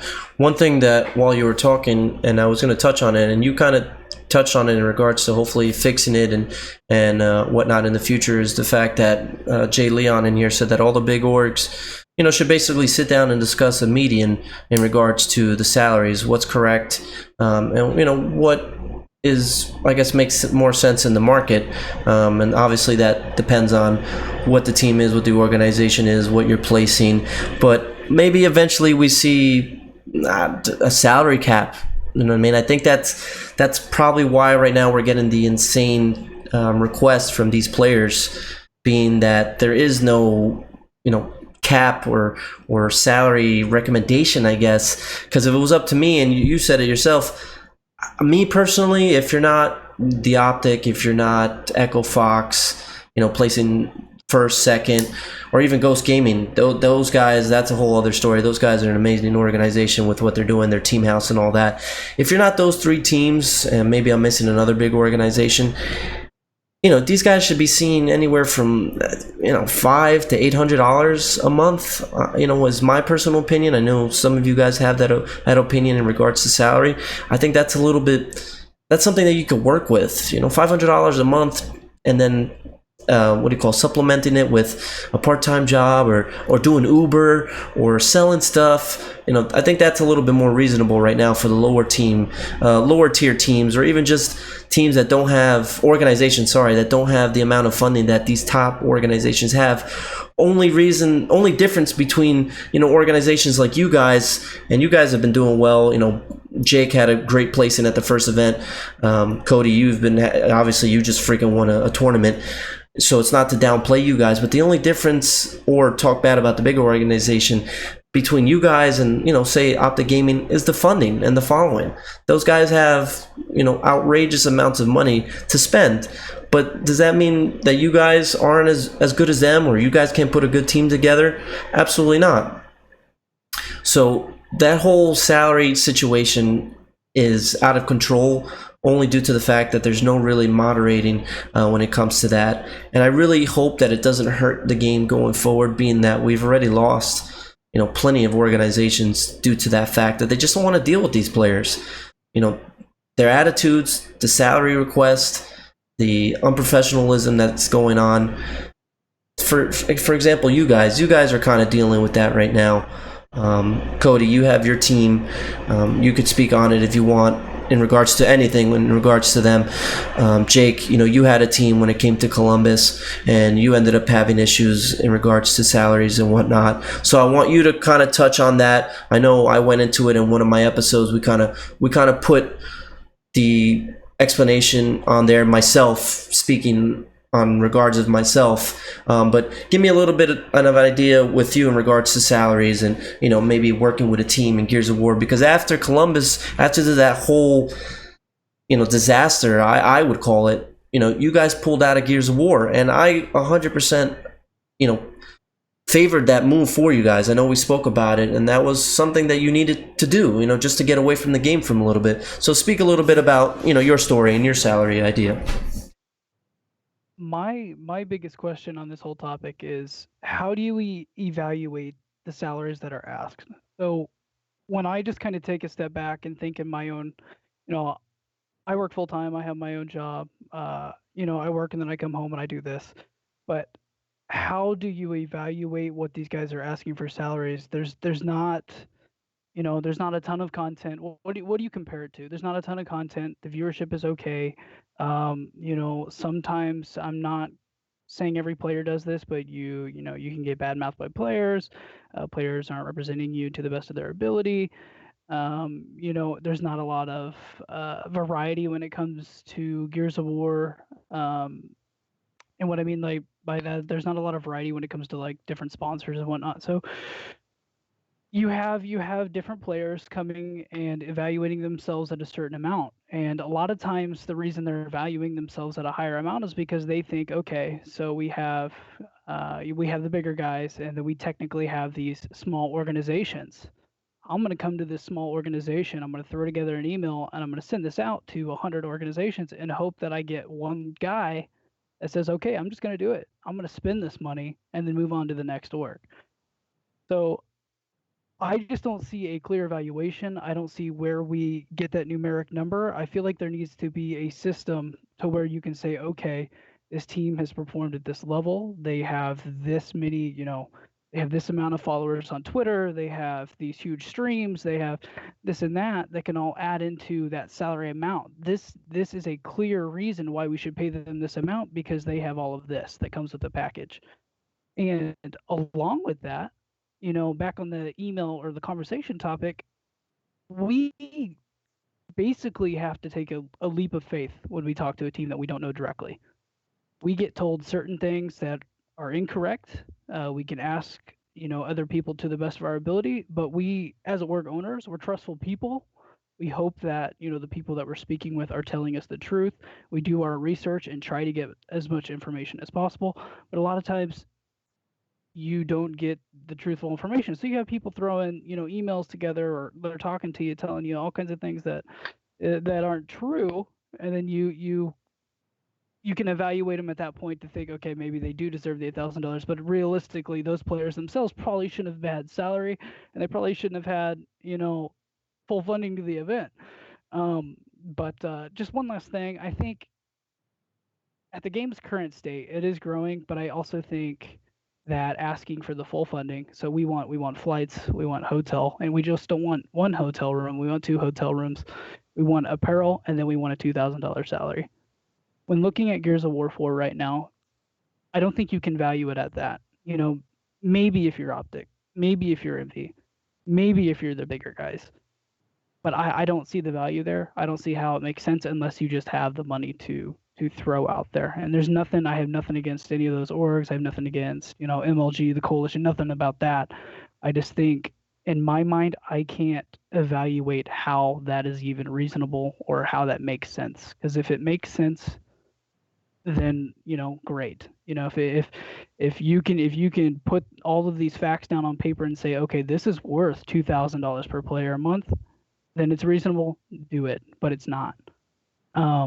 And I want to touch on, Cody was mentioning Smite, and something else with Smite that you guys might not know is they actually pay for hotel and they pay for flights to the event. They pay a lot more to get to the event. They take care of their pro players. So not only are they, you know, they're wanting $600 a month from the org, but they get free travel, they get free stay, and then they get the profit sharing. So there's a lot of things in that title that they get a lot of kickbacks for a little salary. So that's huge. That's way different. But yeah, I'm long-winded and I could talk forever, so I'm just going to kind of cut it at that. No, of course. I know we could talk about this forever, but you're absolutely right. And yeah, when we put it into perspective in regards to Smite, which Cody brought up, you know, that game has obviously a little bit more than Gears of War has as of right now. You know, maybe they don't have $1 million season that's coming up, but, you know, like you said, the funding that they're putting into the game and whatnot just makes a little bit more sense than Gears does at this point. To move a little bit forward from the salary situation, Chris had posted a couple of questions earlier in the stream that I wanted to hit on, or just ideas that he had that I thought were pretty good to bring up and kind of Q&A those questions to you guys, and I'll say a little bit, but just to keep it moving. He had said, I think a part of the problem is planning and the announcements from the Coalition. Would you agree? He said everything seems a little bit last minute. Now, to let you guys know, which I'm sure you guys knew working with the Coalition and with the Gears the first season, I know personally from Jack and from talking to them is that, you know, it's very hard with the different venues, the different contracts. It's a whole lot more than players, organizations, you name it, can think of. So I think the whole thing with the planning being a problem, the announcements of the events being, a little bit last minute, is not really on them. It really comes down to, again, all those factors that come into play. Is that something that the coalition has come out and said publicly that they're looking to work on? Yes. Jack Filling has said and has answered multiple players from what I've seen on Twitter that yes, that is something they're going to be working on in regards to, having announcements a little bit earlier, just because there's a whole lot of issues behind that. And to ask you guys that question, being an organization owner, when it comes to flights, when it comes to hotel, when it comes to planning before an event, what are the problems that you guys encounter when it comes to these last minute announcements? So we'll start with let's start with Jake. Jake, we'll start with that. Honestly, I think, and this is for every title, but since we're speaking about Gears of War right now, a last minute announcement of an event is terrible because you have to, especially if you are doing the full funding thing and a salary, you have to now try as quick as possible to lock in flights. You got to try to lock in those hotel rates, and that those hotel rates and those flights, they can blow up overnight. So you every day literally you could be spending an extra $100 if you're late. So these last minute event announcements and everything like that, it's definitely not good on the org side because we have to spend a lot of extra money as an investment just to get the team there and hoping that they will perform as to what we think they will. So as far as being late, we don't have a lot of time to prepare. We cannot book things that we need to book on time and affordably. So then we just have to basically throw a lot of cash out there for the same thing that would have happened if we would have booked, a month in advance or 3 months in advance. So I think that's definitely a clear issue with the last minute announcements. Okay, now Cody, what do you have to say about that topic? So here's an example. All right, so there's an event in August we're sending a player to, not like 7 players to. It's a fight game event. I booked his flight last month. Because we knew when it was going to be in advance. It cost $196. That was last month. I looked at it today and it's $392. Just as an example. Like literally that's how cheap, if we knew like a full season ahead of time, that's like, and if you had a team that was contracted and everything, that's going to be with you for the whole year. I mean, you could start booking stuff way in advance and save a ton of money if you're not getting free travel. I think Jack does have a good plan this year, honestly, for that kind of stuff. I think that once we hear more about it, I think they've learned a lot from season 1. And I honestly do think that her and the team are going to make a lot of positive changes for that. So, I mean, they're not just going to do the same thing. They're really not. They're going to make some very, very good positive changes for that. Obviously, knowing stuff in advance it's great on plenty of levels. You can plan having a videographer at the event. You can plan having a photographer. You don't have to find stuff last minute. I mean, there's plenty of stuff that from a content standpoint that we all would love to create that we can actually do if we know in advance. But like I said, from what I've heard and what I know, they're definitely going to improve a lot for season 2 for sure. Definitely. Okay, now Harrison, what do you have to say in regards to that? Basically, to kind of touch up on what everybody was saying, flights and hotels really do change day by day. It's unfortunate, to be honest, but it is what it is. And back when I was on Ferocity, even booking your flight and hotel, Gabe, for Vegas, I remember having the owner tell me to do it this day, and it was already late. So I went to bed and I woke up the next morning and the price changed by $100. And I was like, wow, that's ridiculous. So it's bad that in the fact that Gears would announce the event so late, because it doesn't give us as organization owners enough time to prepare and get everything situated. And let's just say for some reason somebody in our team doesn't have a jersey. You can't have a jersey printed up within a couple days. You need like 2 weeks, 3 weeks, something like that to have it done. And so that's why I kind of wish everything was more planned out, like 3 to 4 months ahead of time than, say, a month or less. Yeah, I know. With the event, I know we try to get the flight information, like you just said, in as quick as possible, which I've always done in the past. Just because, yeah, like you said, things change. Things change overnight. Things change in a week, in a month, and all that adds more and more money. And you guys, being the organizations, take the hit. Is it the hit that you guys want to take? Absolutely not. Who wants to take a hit on money when you knew 2 days ago, for example, a flight was $200. Now you waited 2 weeks because, there's a delay on the tournament, or something came up in regards to the tournament situation. And now you got to spend an extra $200 out of pocket. Nobody wants to do that. So I think we kind of, hit that in regards to the planning process and what goes on behind the scenes in regards to the coalition and these events. Again, Jack Felling does a really good job at it. Is it easy? It isn't. Just because there's so many factors that she personally and the coalition have to deal with. So going to the next question, Pro IGL once again. How can you plan a season and sponsors and an event when you don't know any info till the week before? Well, I guess that's pretty much what we spoke about. Again, you guys all touched on it. We all. All right, I got something else to say. Go ahead. Really quick though. This is an issue in Gears. So when it comes to planning for a season and everything, the biggest problem in this community is the toxicity and the fact that there's so many team changes. At least in my opinion. I had a team that had changed 5 players in 2 days back before Atlantic City. Like, it's almost impossible with the way things are, because I hate to say it, guys. And I know these guys will listen to me on it, and I think that we need to get to a point in esports where there are separate, organizations that are managing contracts and everything like that. Like, there needs to be agencies, if you will. Nobody gives a shit about, pardon my language, nobody cares about contracts. They don't care. Nobody follows them. That nobody does. I straight up had a player that say, all right, I'm leaving. I want to join this team.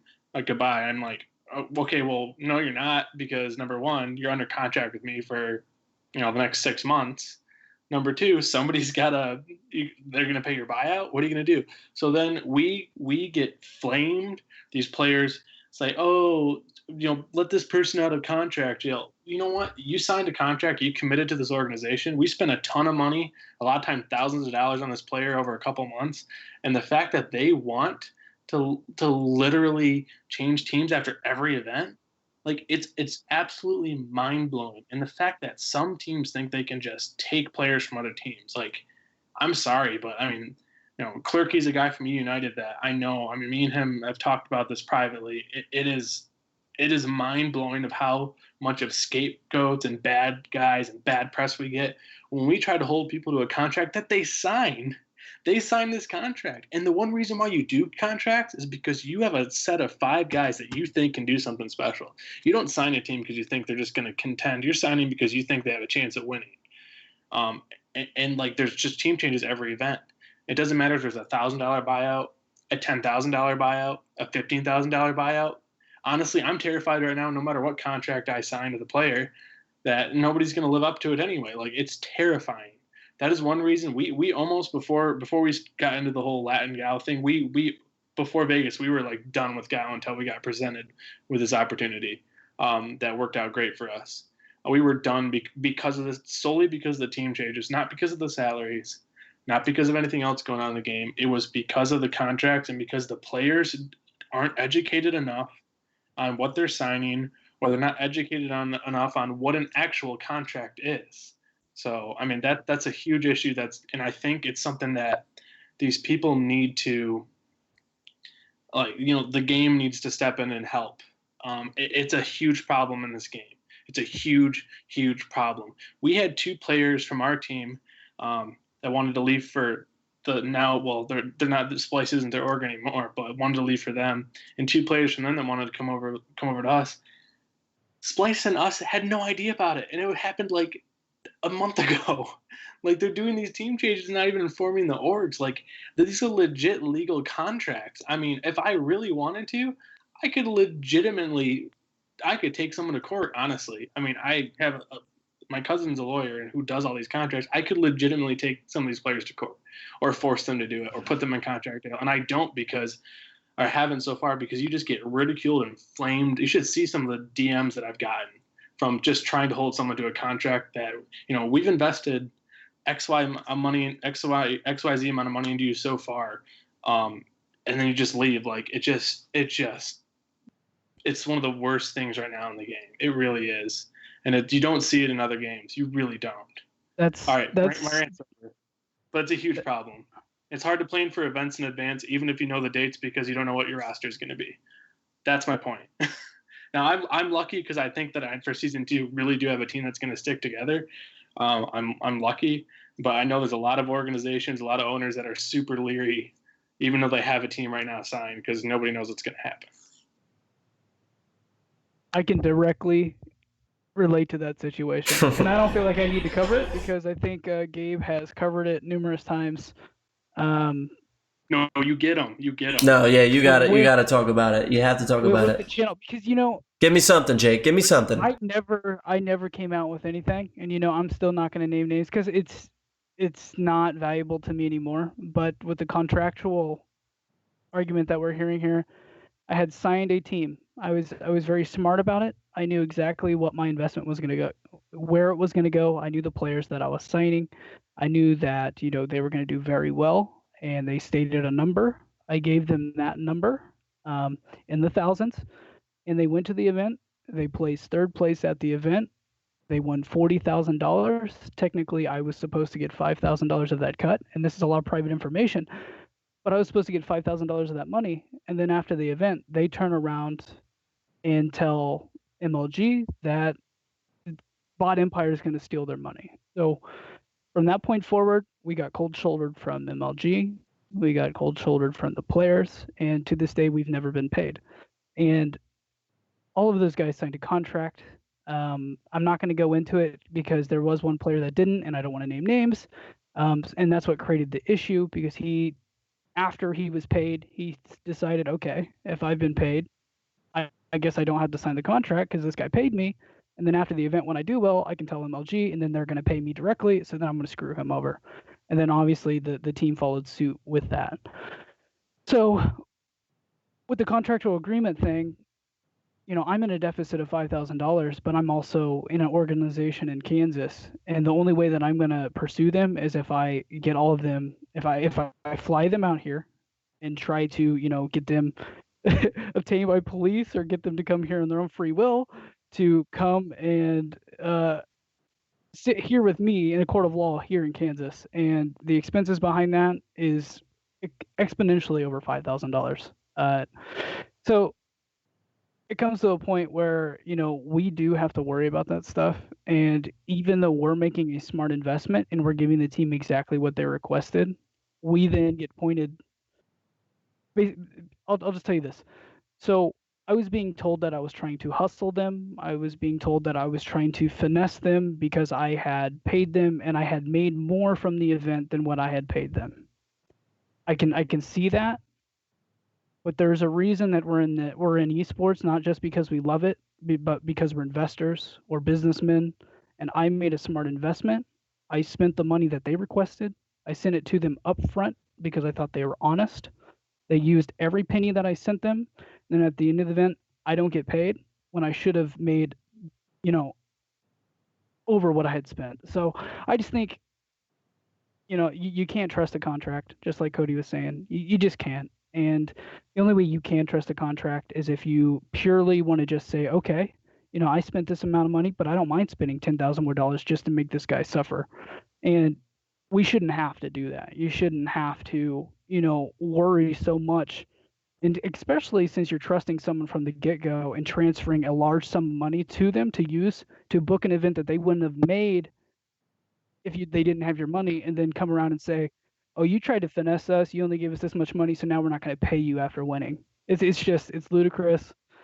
And honestly, you guys are getting to hear this for the first time because I've never came out with it, and it's because of exactly what Cody said. If an org goes out and says this and that about a player, tries to hold him to a contract, tries to say, this player did this to me, the org gets the flack typically because the player can say one thing, say, hey, he's lying, say, hey, this is what he did to us, and then obviously the org is the one that's going to get the negative attention. We have sponsors that are scared away because they heard this about the players that were under us. We lose not only the money that we invested, we lose our sponsors, and we have liabilities that we cannot control. So, I had to stay silent about everything. I didn't get to talk about anything. I just kind of bit the bullet. I lost money, whatever. It happens in esports. It just shouldn't be a thing, and it's happening a lot, and it happens every day. And it's just another thing that we are trying to tackle in this title. And if something like that is fixed, I think a lot more orgs would want to be involved because they don't have to worry about their money. They know, okay, I'm paying these guys. They're going to go to this event. They're going to do well. And the agreement that we made on this piece of paper is going to be fulfilled, and we're not going to have to worry about chasing them down and summoning them to our state to, persecute them. So I just, Jake, here, sorry to interrupt you, but I got to say it before I forget. But here's how they fix this, honestly. The easiest fix possible. When I played baseball in college, what I was told, that the easiest way to make somebody get their act together, make somebody comply, is to take away what they love. Bench them. Honestly, the coalition, MLG, whoever was, if there was enough evidence provided that this actually happened, and I'm sure you have it, and it's done, I know it's done and over with, and we're past that, and the players are past it, whatever at this point. But TC, MLG need to both start stepping up and doing their part when stuff like this happens. And if they don't, it's going to keep happening. You take these players and you say, okay, you sign this contract, you're not going to pay this org back. And I'm not talking about breaking contracts with roster changes. You can't do that. But when something like this happens and the org gets legitimately robbed, basically screwed over, you suspend them for the season, or you suspend them until they make things right. That's how you fix this. That's how you do this. You take away what they love. You take away what they do 7 to 8 hours a day until they make it right. I mean, guys, we're not talking like $50 here. It's a lot of money. It's legitimately something that the coalition can do something about, or should in the future if this stuff happens. And MLG, ban them from the circuit, suspend them, do something about it. Like have our backs a little bit. You got to feel like you're getting protected a little bit. Like, oh, okay, well at least this, at least something's going to happen to where this. It just I can't talk about how mind blown I am that some of these developers and the leagues, MLG, whoever it may be, don't hold these players accountable. Hold them accountable. Kick their ass off the freaking circuit for a year. I don't care. You just stole from somebody, basically. Like, honestly, if I go down the bank and I steal $1,500 from somebody, I'm going to jail. Like let's be honest. It just needs to happen. It needs to happen, and that's what the coalition. You can't do anything about the roster changes part. You can't. They can't really enforce anything with that, but when this kind of stuff happens, they can enforce it, and they should enforce it. These players should have never played the rest of the circuit after this happened. They shouldn't have. And I hate to say it because I know every single one of the players that did this, and I played with them. I scrimmed with them because I used to play competitively. I was in the trenches with a lot of these guys before they were anybody.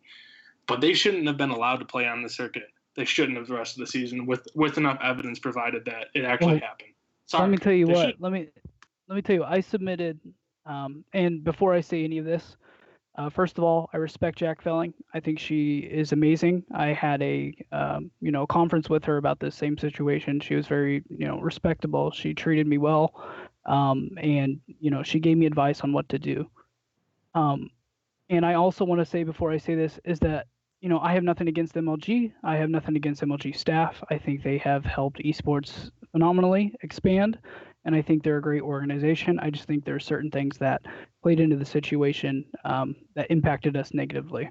So after the event, after all this has happened, this is 2 months after the event, I have submitted email upon email upon email upon email upon contracts upon all these things to MLG saying, look, I've had these contracts signed. They've been signed for months. I've been trying to contact you. Can you please respond to me? I want a conference call. I just want to let you know my experience. I want to let you know what happened. Finally, I started contacting Jack, and I said, Jack, I've had a horrendous experience in Gears. I love the title. I love to watch it. I love to be in it, but I cannot force myself to be in the title currently. She said, okay, I want to get in a call with you. I want you to explain exactly what happened, and I want to be able to see kind of where you're coming from. Told her the whole situation that I just told you guys. She told me to file a formal complaint with screenshots, with things said, with the contracts, which I did. I put together a packet of contracts. I put together screenshots of what was said to me, what I was called. which went to the extent of me being told that someone could put a 40 to my head and shoot me in the face, basically, which should never be said. So I put this packet together and I submitted to Jack Filling. I submitted to multiple staff in the MLG organization and then the League Ops email that they use. I would say it was probably 2 weeks to a month later, I got an email from MLG saying there's nothing we could do. If a player says, that an org is stealing their money, we have to send it directly to the players, even if there's contracts in play. And that was it. That's all it was. I lost my money. I couldn't take him to court. I was just out of it, And, I sit here and think, even though this is all done and said and done with, if I was Optic, if I was Envy, if I was Splice, if I was Echo Fox, if that money was to disappear, something would have happened. Those players would have been benched. Those players would not be playing. Those players might have been sent to jail. But since I'm Bot Empire, since I'm a smaller organization, I have 6,000 followers instead of 100,000 followers. I'm treated differently, and I'm looked at differently to where I just have to sit and I have to, hold all of that information and keep it to myself, because if I come out with it, I'm going to get blasted by, athletes that are in the scene saying I did this and that, and there's nothing I can do about it. That is a huge issue to where there is something clearly that went wrong. It could be anybody. I'm not saying just because it was me. Anybody stolen from, there should be some repercussions that happen instantly. They should not have played the rest of the season until that debt was at least paid from what was listed in the contract and what was signed. And there shouldn't have been, there's threats to where if these threats were said in real life, you could literally put in jail for saying these things. So there's a lot of things that go into it, and it's happened to other people. I know it's happened to other orgs that I've heard here in the last few months that have been threatened and sent pictures of weapons and all kinds of crazy stuff that just can't happen. And from my personal experience, I literally had no choice but to bite the bullet and just get over it, basically. Get over the money I spent, get over the money I lost, and the last thing I could do is leave the game, leave the title. Because now, if you think about it from my perspective, I've just been robbed by 5 players. So I go to pick up another high-level pro team, and all the players talk. Everybody talks. Everybody says, "Okay, Bot Empire's soft, dude. They're not gonna fly us out. They're not gonna punish us if we take their money. MLG's not gonna do anything. Jack Filling's not gonna do anything. The coalition's not gonna do anything. Let's do it again. Like, what are they going to do? Let's ask them for this money. They're going to pay us, and then we're gone. We're ghosts. We're out of here." And, I fear that. And I can't honestly take money that I make, every 2 weeks, put it into something, and then say, okay, it's just going to disappear again. One of the biggest things, this is slightly unrelated, but, I have family. I have friends. I have people that were supporting my organization at that event. I had 20 people sitting in a living room with me when we were playing our last round against Optic when we lost. And all of those people knew that, we had made an impact. Bot Empire was there on the main stage. We had, we just won $40,000. Go forward three months, all those people are asking me, wow, like, are you just like, they're like, are you rolling in the dough right now? Like, have you been paid and all this stuff? And, I got to sit here and say, no, things happened. And, I honestly had to bite the bullet. I got no benefit from that. The only thing that I got is retracting from a game and then sitting in my, on my accounts in my DMs, not telling anybody about what happened because I'm so embarrassed. So sorry for being long-winded and going into that, but I feel like that within itself is one of the biggest issues. And until there are repercussions, till there are people being benched doing that thing in real time, not waiting for the next season, saying, hey, you owe this person $1,000, you owe this person $2,000. Yeah, I mean, Jesus. Yeah. No, keep going. I mean, yeah, Jake, I think we needed to hear that from you. Like, yeah, I did touch on that. I know you were there for that episode, and we spoke about the situation. We spoke about the situation when it first happened, and I was kind of there alongside with you in regards to what went down. Was it right? Absolutely not. Did it make players look bad? Did it make those players look bad? Yeah, we're not sitting here and talking down about them. We're just bringing up a huge example, honestly, that most people in this community didn't even know about till I first brought it to surface with your permission, obviously. And now you kind of gave your opinion and your perspective on the whole situation that went down. I'm not naming any of the players. Obviously, everyone probably knows the players that were on that team and what happened. But that, I think, started the whole issue with, organizations not being able to trust these players when it came to salaries and the breaching of contracts. Like, a whole bunch of people in the stream were saying, how does that happen? I thought it's a contract and they breach it. Yeah, these players are breaching contracts left and right. Is it easy to go ahead and take these guys to court? No, all of you pretty much touch on it. It costs money. There's court fees. There's money to bring the guys out. Yeah, you might be able to make your money back, but who wants to go to court? Who wants to lose money to make not as much money back? You had these guys sign a contract. Yeah, one guy didn't sign a contract. Did he do it on purpose? I'm saying it, not you. Yeah, he did. He did do it on purpose. I'm a player for 10 years. I always sign my contracts on time. I read them over. I would have parents read them over, and I tell the owner when it's signed, hey, look, it's signed. I agree to the terms. I've never once had an issue with contracts or with orgs, and that's something that, and it's funny, Jake, Cody, Harrison, when you guys were talking about the whole situation we just basically talked about, she's texting me from an outside source, and the only reason why I say that is because she's texting me being that she's been behind the scenes, and she agreed with all of you guys, honestly, with what you guys had said. And she's also saying that in regards to MLG, in regards to the coalition, when it came to what happened to you, Jake, what Cody was talking about, and maybe what happened to Cody in the past, is that MLG needs to make an example of these guys.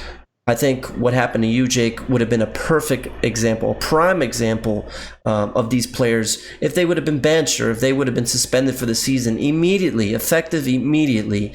If after all this was said and you sent in your emails and contracts are breached and money was never paid back to you, after these guys legally signed an official contract between you being an organization and professional players at that time, that them breaking it and still being able to play out throughout the whole season is quite frankly bullshit. I'm gonna say it right here.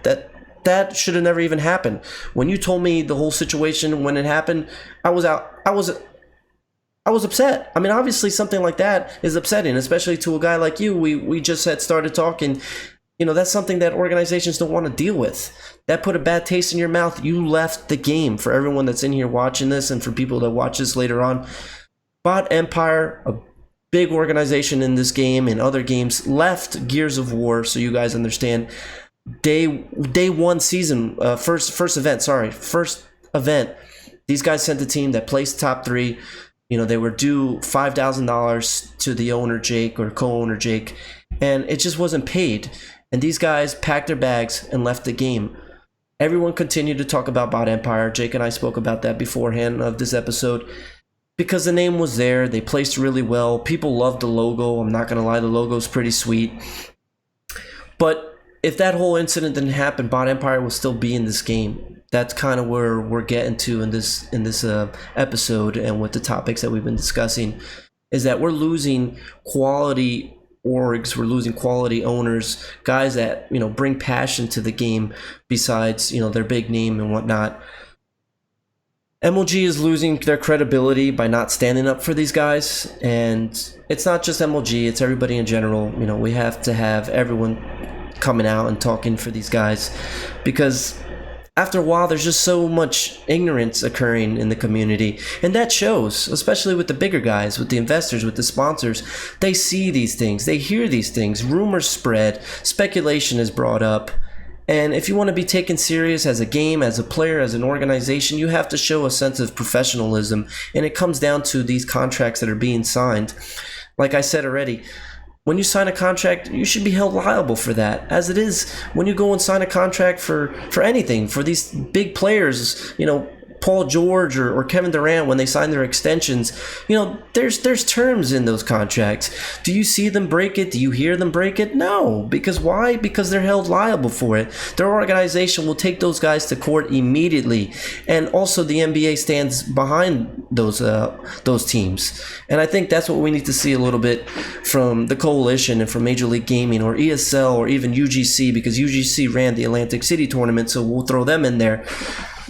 There needs to be a little bit of, I guess you could say strictness in regards to these kinds of things that can be controlled.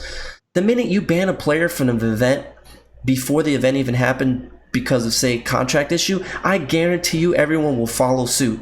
You will see every single player saying, whoa, this guy just got banned because this org owner sent in facts, information, emails, contracts that were signed stating what exactly happened for this player to be banned. If that were to happen, I guarantee you this whole situation will be unheard of when it comes to season 2 or season 3 or season 4, whatever you want to call it.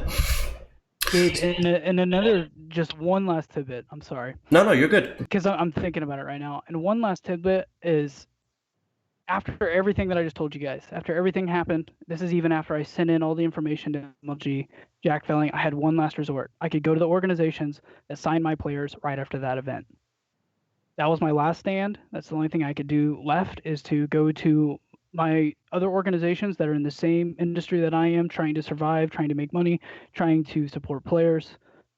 With what happened to me with the player that is on their team, and to see if they could help me, if they could talk to the players and get them to do something about, debts owed, or if they could, bench that player, whatnot. And it brings up another clear issue to where orgs need to stick together. We're all in this for the same reason. We're all in the same industry. We're playing in different titles, but we're all doing the same thing. We want to be great. We want to help one another. We want to grow together.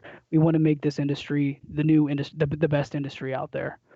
And instead of having beneficial conversations or having any resolve, even that with that route, we were basically like a scarlet letter. And I would be talking to an owner for 10 minutes, and then I would mention what happened, and it would just be silent. There would be no response. They would disappear, just kind of like the players themselves did to me. It's just like, once there's some sort of issue, it's just like everybody just kind of fizzles out. They disappear, and the issue just stays there. There's nothing you can do. You're left to just bite the bullet. You're left to just sit there and get over it. And I utilized organizations. I utilized massive corporations that run these events. I utilized the players themselves. Every way I tried to contact help, I didn't get it. All I got was, I'm sorry, there's nothing I can do. You're gonna have to get over it. And if I can't trust, my neighboring org owner, if I can't trust, orgs that have, we're talking about Echo Fox, we're talking about Ghost Gaming, we're talking about Gossip Crew, we're talking about there was one more and I can't remember it. But all of those guys are huge. Ghost Gaming has a lot of amazing things happening with them. There are a bunch of good guys over there. We have Echo Fox, owned by a millionaire. Like, they are amazing. They treat their athletes well. And these are people that just, they could have done something. They could have done anything with the situation instead of ignore it. And what I got was ignoring it. And that's just another thing. That's another thing with that same situation that went wrong. As organizations, we should stick together. We should treat each other fairly. If something happens with a player, we should analyze it. There should be punishments. Even though MLG didn't bench that player, out of good faith, out of ethics, out of compliance, that player should have been benched. They should have understood that. They should have, collected whatever money they needed from that player and said, I'm sorry, but if you're going to do this to other people, I'm not representing it. You're going to have to take a hike. Good luck. And that would have solved everything right there too. So there was multiple errors all over the map. And it just kind of shows us that esports isn't where it needs to be as an industry to maintain yet. And we're on the right track, but there's a lot of things that need to happen. We need to stick together. There needs to be more guidelines. There needs to be punishment. If there's things, theft needs to be punished. If people are threatening people, it needs to be punished. If it's at a degree to where it's, actually violent. Okay, I'm going to stop there. Yeah, my man Jake is fired up tonight, guys. If you don't know Jake by tonight, Jake is actually a really nice guy. He's very low key. He has good ideas, But Jake is fired up tonight, so I want you guys to understand that you're getting the perspective of Jake from his whole situation, and this is the real Jake. And we're gonna cut Jake off there because I know Jake was getting a little bit into it, as well as he should. But that's over and done with. We're gonna move forward. Jake has been talking to me about coming back to Gears. He's going to take it with baby steps, obviously. I'm here to help him. I'm here to help Cody, Harrison, any organization that's, thinking about getting back into the game. But what Jake said, and I do want to harp on that, is that, yes, organizations do need to work together. Even if we don't include the bigger top 2, top 3 organizations, I still think every other org, should at least be able to have some kind of contact with each other, because at the end of the day, there has to be some kind of median set when it comes to salaries, contracts, and the only way to know about that or speak about that is if you have a friendly relationship, with other organizations. And I could tell you that I will make that a job of mine to bring these organization owners together, especially these 3 guys here who are, of course, again, like I said, a biased opinion, are 3 guys that I personally get along with and trust their opinions on players and their opinions on coming on the show with all these topics we've been talking about. So to kind of get to the next question, I don't want to go too long on it, just so we can kind of catch everything, is what about roster changes? There has been way too many roster changes, whether it's online tournaments like Pro IGL and also in regards to actual events. We've seen a lot of players flip-flop, change team to team after every event, whether it's every other event or pretty much every event, not even every other.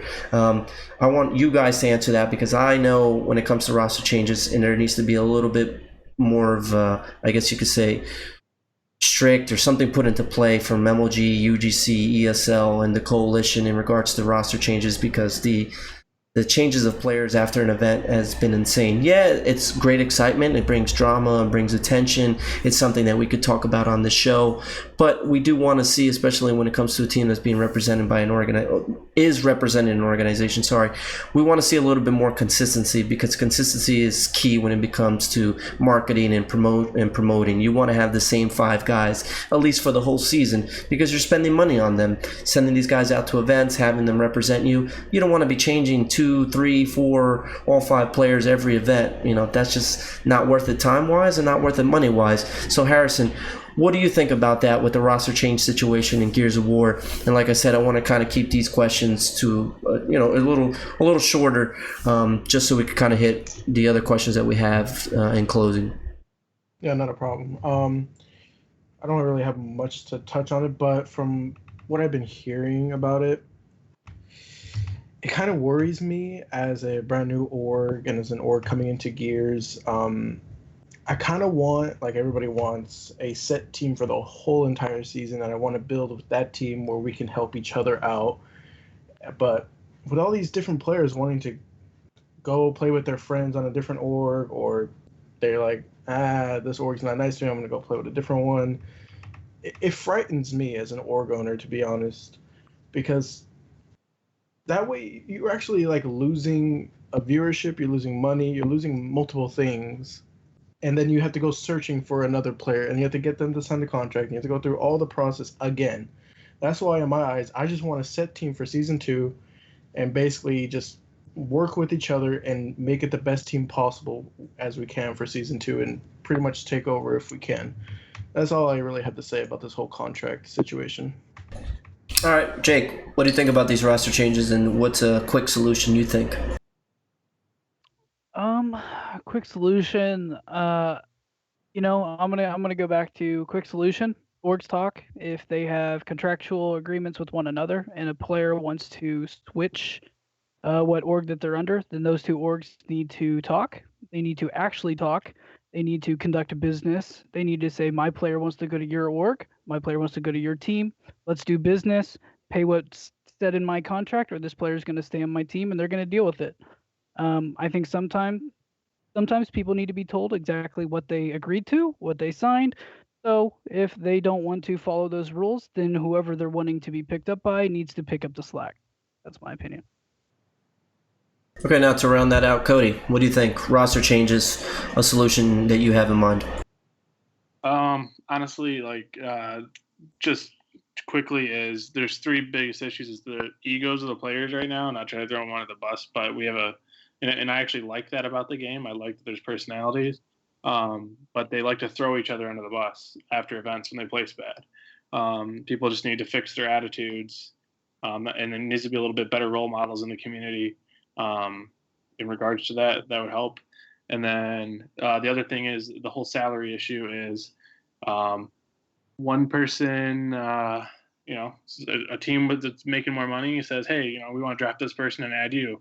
A lot of people are motivated by the money. I mean, we're seeing it with a couple players right now that had some darn good chemistry, place second place at an event, and see ya because they're getting paid more money. It'll all even out. I think when the salary thing gets a little more level. I think a lot of the people moving, especially in the top teams, it is money motivation. So I think it'll fix itself. Okay, all valid points.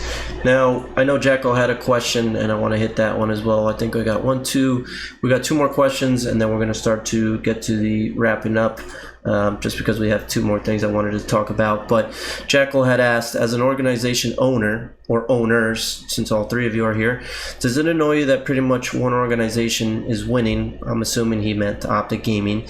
Is that beneficial for your organization, and why? Now, let's start with Cody. Honestly, my mic cut out. I didn't hear at all the question. No, you're good. I'll speak. I'll say it again. So Jacko had brought up a question. He said, as an organization owner, does it annoy you that pretty much one organization is winning? And I said, I'm assuming he's talking about Optic. Is that beneficial for your organization, and why? I actually think it's great. I have no problem with there being a dominant team in the game. I think it is definitely a storyline that is it's not used enough. And I mean, at least look with the whole Golden State Warriors type of thing that's going on in the NBA. I mean, honestly, they're a super team, and it's something. It's a story that they need to take it outside of Gears. Optic should be doing a better job of it, in my opinion, and so should TC and MLG or whoever's doing the event. I mean, they're legitimately a Goliath. I mean, you look at what they've done; it's unbelievable. I think it's great that they're doing that. I don't think it hurts. I think it more so helps having an org like that in the scene. Number one, and number two, I think if we utilize it right, we're actually gonna get a little bit more viewership and talk about the dominance of them. I think it's actually good, and it doesn't hurt my organization at all, personally. Okay, that. Honestly, everyone's saying that was what they expected, which is, yeah, obviously that was a good answer, and you did justify why. Now, Jake, what would you say in regards to that? I completely agree with Cody from that in that aspect, just because not only have they proved themselves as an organization, they do smart business, they do correct business, they are very what can I say, they're valid, they're trustable, and then also for the smaller guys like us out here, if we beat that team, there is our limelight. That is how we have really made our way into the scene. So it kind of gives us that target, it gives us that team to beat, and then when you beat them, there you go, you've found your spot, and you get that marketing, you get sponsors looking at you. And so I think they kind of set the path for other organizations that are competing in the title. And Harrison, to wrap that up, what do you think? I'm actually quite shocked at what both of them just said. Wow. I'm actually quite torn 50-50 on both sides. I like the idea of having a dominant team, but I also like the idea of having a very balanced, like top 5, top 6, or even top 8 teams, just so it's like, I guess you could say fair in a way. But with the idea of having a top team, like Jake said, with us smaller organizations, if we beat them, we're blowing up. It's ridiculous. And then we get a little bit of the fame, and then we start to rise up, and you never know. In my personal eyes, and this is just strictly my opinion, nothing else, I feel like Optic will die down with, I don't want to give a year, but it will die down eventually, and more orgs will start to take Optic's spot in the future. So I kind of see it as a more 50-50 base, for my opinion. Okay, yeah, I know Cody and Jake did throw everybody off, including myself, but not really, because I do understand why they said what they said. Obviously, you guys all had good opinions. I don't want to continue on that, so we'll move on to the next topic. I pretty much try to grab as many questions as I could, guys, just because we're running a little long on the show, which I don't mind. It's actually pretty good and cool that we've been running for so long, and I'm not done just yet. The third title on the stream was What's Next? So What's Next, I left it open, and I had two ideas that I was thinking about. Was in regards to bringing more organizations to the game, trying to build a little bit more of a, I guess you could say, viewership, or even bringing more gamers in general to events, is a Gears of War Combine. Now, I know Halo did a Combine back in the MLG days, and it was very successful. They had their own tournaments, they had their own recruiting, they had their own organizations that were sent out to these events. It was completely separate from the pro teams, and I think that's something that was pretty cool, honestly, because I was actually playing Gears at that time at the pro events, and was, like, wow, that's pretty sweet. I know all these players that went out to it were at the amateur level, and it gave them a chance to shine. They were playing other amateur teams. There was amateur matchups that were put on stage. Organizations, whether they were big or small, were at those events. They were put on stage. So I think a Gears of War Combine would be a sweet idea. Yeah, it's a little bit, I guess, further ahead than where we're at right now, being that we just announced the season 2, but I think that would bring a little bit more of the numbers into the game, which is something that we need. Obviously, viewership is one thing, but you also need people actually attending the events. And also, actually, I'm not even going to bring up this topic. We'll do that at the end. So for you guys, Jake, what do you think about the Gears of War Combine idea? I think it would be awesome. I kind of want to keep it short on this one, but I think it would be a good idea. I think anything fresh and new is good. It creates a new type of hype. You have, this new entity within the game itself. People are going to want to take part. You're going to have new orgs coming to compete in this Combine, the new Gears of War Combine. So I think it would be very good attention for the title, and I think the players themselves would also be very kind of ecstatic to compete within that. Cody, what do you think about a Gears of War Combine, maybe down the road in the future, whether it be this Gears of War or maybe the next Gears of War? I think it's great. I mean, I'm a firm believer that the talent pool for Gears of War players is absolutely massive, and I think the skill gaps are a lot closer than you think. The biggest thing is coaching is what players need. They really do. I mean, I think, honestly, Cubano would be an amazing coach. You could take, honestly, in my opinion, with this game, you could take 5 of the best pub stars, train them for 3 to 4 months, and you could they could be like a top 16 team at least in the first event if they're coached right. I mean, it's all about coaching, dedication, and practicing. And I think the Combine is a perfect place for teams that are established and looking for players, or even for players that go there to form teams. I think it's phenomenal. I really hope they do it. I hope that's something that Jack and team consider setting up or helping with, because there's a lot of great talent out there that's just not seen because people don't get chances. I mean, you see it on the timeline every day. Free agent, please retweet. Free agent, please retweet. Well, you have free agents retweeting other free agents retweets. Why don't you guys, practice together and we'll see what happens. It doesn't matter if you've ever been to an event before, or you're only gonna, or you're, it just doesn't matter. They need to give each other more chance in the community. They don't. It's all about name recognition right now, whether we want to admit it or not. It really is. If a semi-pro team hasn't heard of you and you're like, hey, yeah, you need a new fifth, I'm great. I do this, this, and this. You're going to 99% of the time they're going to just ignore you. I think it's a great opportunity for unproven players to show what they have. Agreed. Now, Harrison, before I wrap up that question, what do you think about the Gears of War Combine? I think it's a great idea, to be honest. It could show a lot of up-and-comers to organizations and basically show what they can offer to the organizations, and I think it'll help just grow in general. But just to be quick about it, it's a great idea. I think it should be done. It needs to be done, and it'll just help players grow in general, and it'll help the lower names become something in my eyes. Yeah, no, that is true. And one thing I'm gonna answer to is that, Ty, you said, to be honest, the level gap in Gears of War is way too big.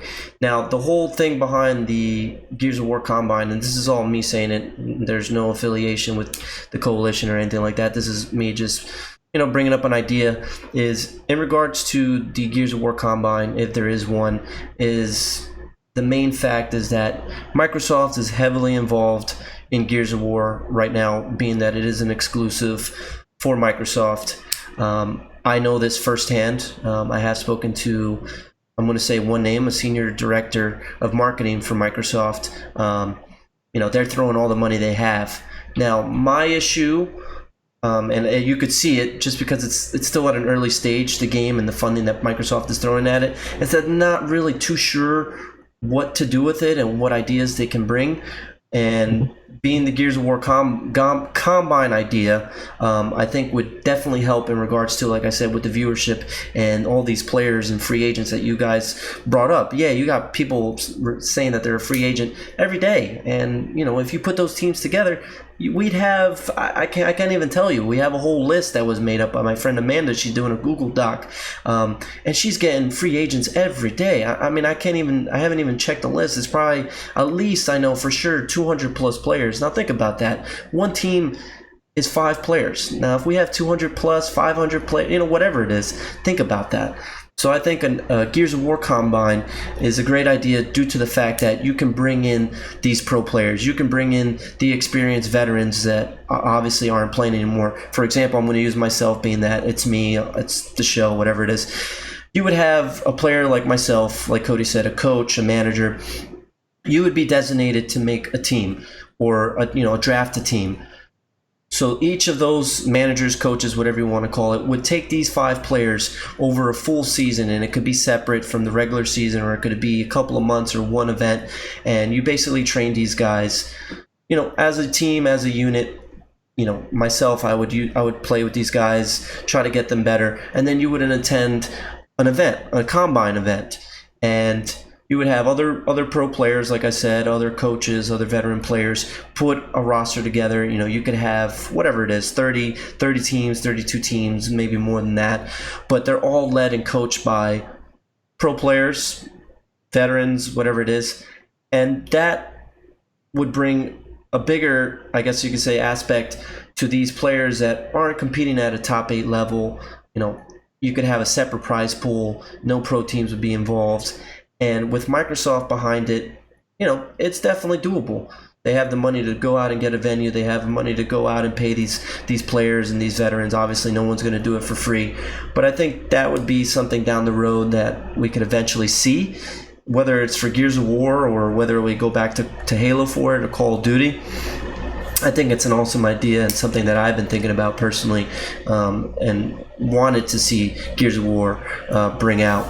But go ahead. Sorry. No, you're good, Jake. What Go about ahead. what about these grassroots tournaments? You know what I mean? Because I'm here in Kansas. There's going to be a grassroots tournament here in the next two days. So what if you took, out of these tournaments that Microsoft is hosting, you take 4 guys from each grassroots tournament that play the best, then they move up into a tournament that is hosted from each location of Microsoft. So you have 4 guys from Kansas, you have 4 guys from here, there, wherever, and then those 4 guys all compete against each other at an event somewhere in the United States, and it was all based from those grassroots locations. I think that would be another way, an easy way to kind of structure a tournament to where you have new players coming out of the woodwork to compete against other players that may be what you would call a pro in the current Gears of War title.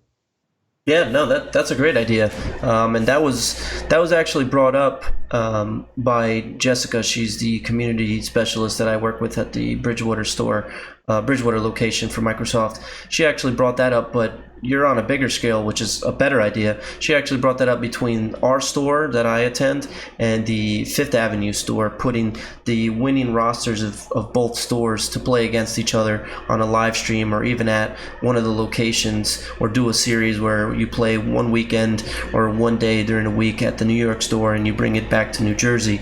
But I think your idea is a lot better, being that you put the winners of every tournament out of the, I think, 30 locations, and then putting them all into an online tournament, or even just having a funded tournament LAN event with all those rosters. And you could also put like caps on it. You could have, say for instance, for my store, I usually play with 4 local guys. You could put me as being one of the lead players, or whatever you want to call it, and you could do that for each store. I know Explosives from Optic Gaming plays at the California one of the California locations. You know, he could be another captain, and he'll put the 4 guys together, and then you have a big event in regards to that with the grassroots rosters. Like you said, I think that's another great idea. I just think that Microsoft isn't getting this feedback, and I'm not too sure how we can get it to them. That's kind of the whole reason why we're doing this show, and I had you guys on here. But yeah, that's a great idea. I would be back in the title in a heartbeat if I could have a hands-on team here in Kansas from these grassroots stores that I could say, hey, I got these 4 guys. I know them very well. I would be more than happy to be Kansas's Gears of War team. You know what I mean?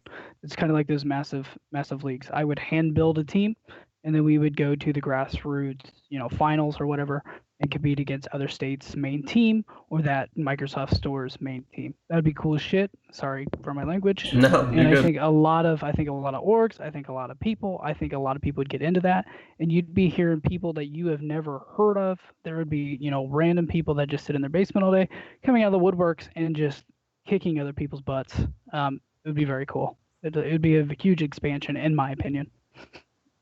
Absolutely, I agree with that. That's definitely a good idea, and that's something that I hope to see eventually in the future. Now, to move forward, the last topic of the night was the first Cuban caster. Now, I know I mentioned it the last episode, which I was on by myself, that Esports Gears had tweeted out that they're looking for caster and observer. Now, I don't know if that's plural or if they meant legit just a caster and just an observer, but just to update everybody in here, I have submitted I guess you could say my first 4 episodes I had submitted. I also submitted my gaming resume that I have sent to sponsors and organizations in the past in hopes of being a caster for Gears of War. Is that something that I am passionate about and why I kind of started this show? Absolutely. I would love to be able to attend these events and to be able to talk and kind of be a voice for you guys, just because, we do have great casters. I'm not going to lie. Are they what we need going forward? I don't think so. And I think we need a new, fresh, fresh ideas. We need a little bit more energy, and I'd be happy to bring that. And I wanted you guys to be the first to know that one idea I brought up and also sent it to Jack Felling, due to the fact that she's attached to the email in regards to the positions, is that I brought up a post-game show. Now, this was actually an idea, and I have to say it because she's probably watching, from my fiance. Now, my fiance brought up the fact that once a game is done, there's really nothing is spoke about it. You kind of just have, and I'm using Blaze and Benson as an example, they'll talk about it. Wow, that was an amazing 7-6 matchup. Explosives went off. Now we're going into the next match, and then they'll do their 5-minute break or whatever it is, kind of talking about the next match as it's coming up. Now, they do a great job at it, but what I think there's a lack of is the lack of the post-game talk. There's so much behind the map. There's so much behind each player and what they did on that map, their numbers. You could pretty much break down every single match. Now, is it going to be capped time-wise? Absolutely. You could talk for 10 minutes about it. You could go over it. And I'm talking one guy, and I had brought up the idea as me being that post-game guy. Say that I don't get the caster position. I would like to have that segment, the Gears Insider segment, or whatever you want to call it, where I basically speak about the highlights of each match, speak about each player, what they did, their kills, their deaths, their ratios. It doesn't matter. And that's kind of what I brought up. Whether that's taken into the consideration, I don't know. Do I want to be a caster? Absolutely. I think it would be awesome. I know right now I'm a little tired, but when I'm first thing in the morning, I'm awake and I'm eating, I am nonstop talking. I'm extremely hyper. So I kind of want to bring you guys into it just because you guys know me a little bit. I want to start with Harrison, being that he's met me in person. Harrison, in regards to the caster position, what do you think? And I'm just saying my opinion, and I want the viewers in here to hear it. What, in your opinion, is needed from the Gears of War casters, and what do you think I could bring to the table? Well, I mean, you kind of touched on it a little bit, is energy. I just think in a caster role, you need the energy. You need to be able to talk consistently and at least know what you're saying, first of all. I'm not saying that Benson and Blaze did not know what they were saying at all. I'm not saying that at all. What I'm saying is, in what I've experienced from going to Vegas and from watching previous even Call of Duty tournaments, there's a little bit more energy in even Call of Duty tournaments than I saw in Vegas from casting, from anything. So I think what you could bring, and I know for a fact you can, is bring the energy, bring the hypeness to the match that's being played right then, and then break it down afterwards, and which I know for sure you can do that. Yeah, no, yeah, that's something I could see myself do.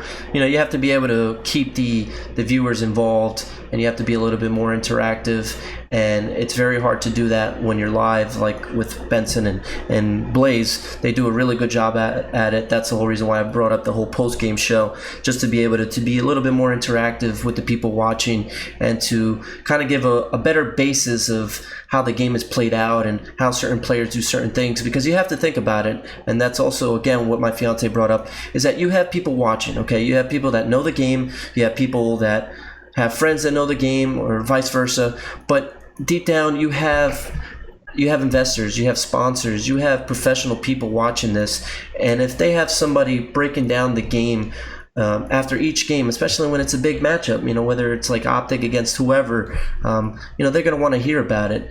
And having something like that, especially with the energy, is huge. Also, you know, we have a lot of similar faces of players. And one thing that I personally thought about last night, which kind of bothered me, is that we bring players into we bring in casters in general, and I'm talking for every game, into the casting position for a certain game that one have never played the game. And I don't know, I'm pretty dumbfounded by that, being that you're bringing a guy into a position that plays a huge role in any game. You know, if you have a guy that comes into Call of Duty, which they've done a phenomenal job picking their casters. You got Proofy and Merc, for example. These are guys who've won championships, that have been playing this game for so long. And, you know, what they say is pretty good because they've been doing it for so long. So the fact that, you know, we're bringing in people that never played the game at a competitive level, or just don't know much about it, but I guess you could say they can talk, kind of bothers me. And that's why somebody like myself, you know, it's really hard to sit here and think that, you know, there shouldn't be an opportunity there for players like myself that decide to, you know, slow down and get into the game. Now, Jake, I want to hear your opinion on the whole casting situation. And will I be the first Cuban caster on this game? I believe you will, and I think I will be your first official reference. If you ever need to put my name into there, I'll definitely vouch for you. Yeah, I think, you know, I'm not going to go against the crowd, and I'm not going to, I don't know. I feel like when I watched the event, it was all right. I did have a decent viewing experience. I like watching the game. It might just be because I like watching the game itself. I think you could definitely, in your case, bring a lot of strong suits to it. I think you can have a little bit of fun. I think you have the correct ways to talk a little, I'm not going to cuss on stream, but yeah, I think you'd be an asset to them. And I think the commentating could use a little bit of life. Yeah, that's my opinion. Thank you, Jake. Always kind words from you. Now, Cody, to wrap that up, give me your idea or your opinion. Uh-oh. Did we lose Cody? I think he fell asleep. Okay. There's no way. Guys, Cody, owner of Fable Gaming, I think he either fell asleep or we lost him. Um, yeah, Just wait for the snoring. Just- It'll be hilarious. just wait for the snoring. Jesus. Jesus, oh boy, this is great. No, but I personally think the commentating's fine. I think that I kind of this is something that I ask myself, and it's nothing against the commentators, but why are there so many like British commentators? It just kind of makes me. Well, they just I don't know. But, I do ask myself that. No, I just kind of ask myself that. I just don't know how that works out. But yeah, I think the viewership, the viewing is fine, but if they had more Gears background type people in those positions, I think they would be able to have more credibility, and that would help the viewing experience. I completely agree with Jake with everything he says. Yeah, now to, since we missed Cody's opinion, one thing that you guys are bringing up in the stream, and it's brought up every stream, is the fact that if they put myself and Veli on the stream, for you people who don't know who Veli is, I'm sure you guys do, Veli has his own show called On the Flank. That's all I'm going to say about that. Would it be awesome to see myself and him on the analyst desk or comment, whatever you want to call it? Absolutely. I'm 100% for that idea. Just for the reason being that it'd be entertaining. I know Veli for not too long. I know Veli was playing Gears of War 1 back in, I think, 2007, 2008. I started in the end of 2008. So I kind of know him, and he hasn't changed. Whether that's a good or bad thing, I'll leave that up to you guys. He hasn't changed over the years. And I think that would be entertaining. I would be able to, I guess, basically go at him live, which would be pretty funny. You know, we could keep it professional, but when we want to just let loose, we can let loose. And I would love to see that. I know Veli's absolutely against it. People are always DMing me, showing me the screenshots of him on his stream, saying that, I would never be into that, I would never do that, blah, blah, blah, this and that. But just so you guys know here firsthand, I'm all for that. I think it'd be pretty entertaining. Would I rip him to shreds? Probably. I'm not going to lie, I'm pretty ruthless when it comes to that.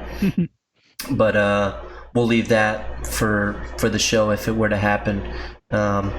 Just because he really doesn't have much ammunition. And I'm going to save my jokes for the show if he does get on there with me. But I think that's it for tonight. I want to thank Harrison, Cody, Jake.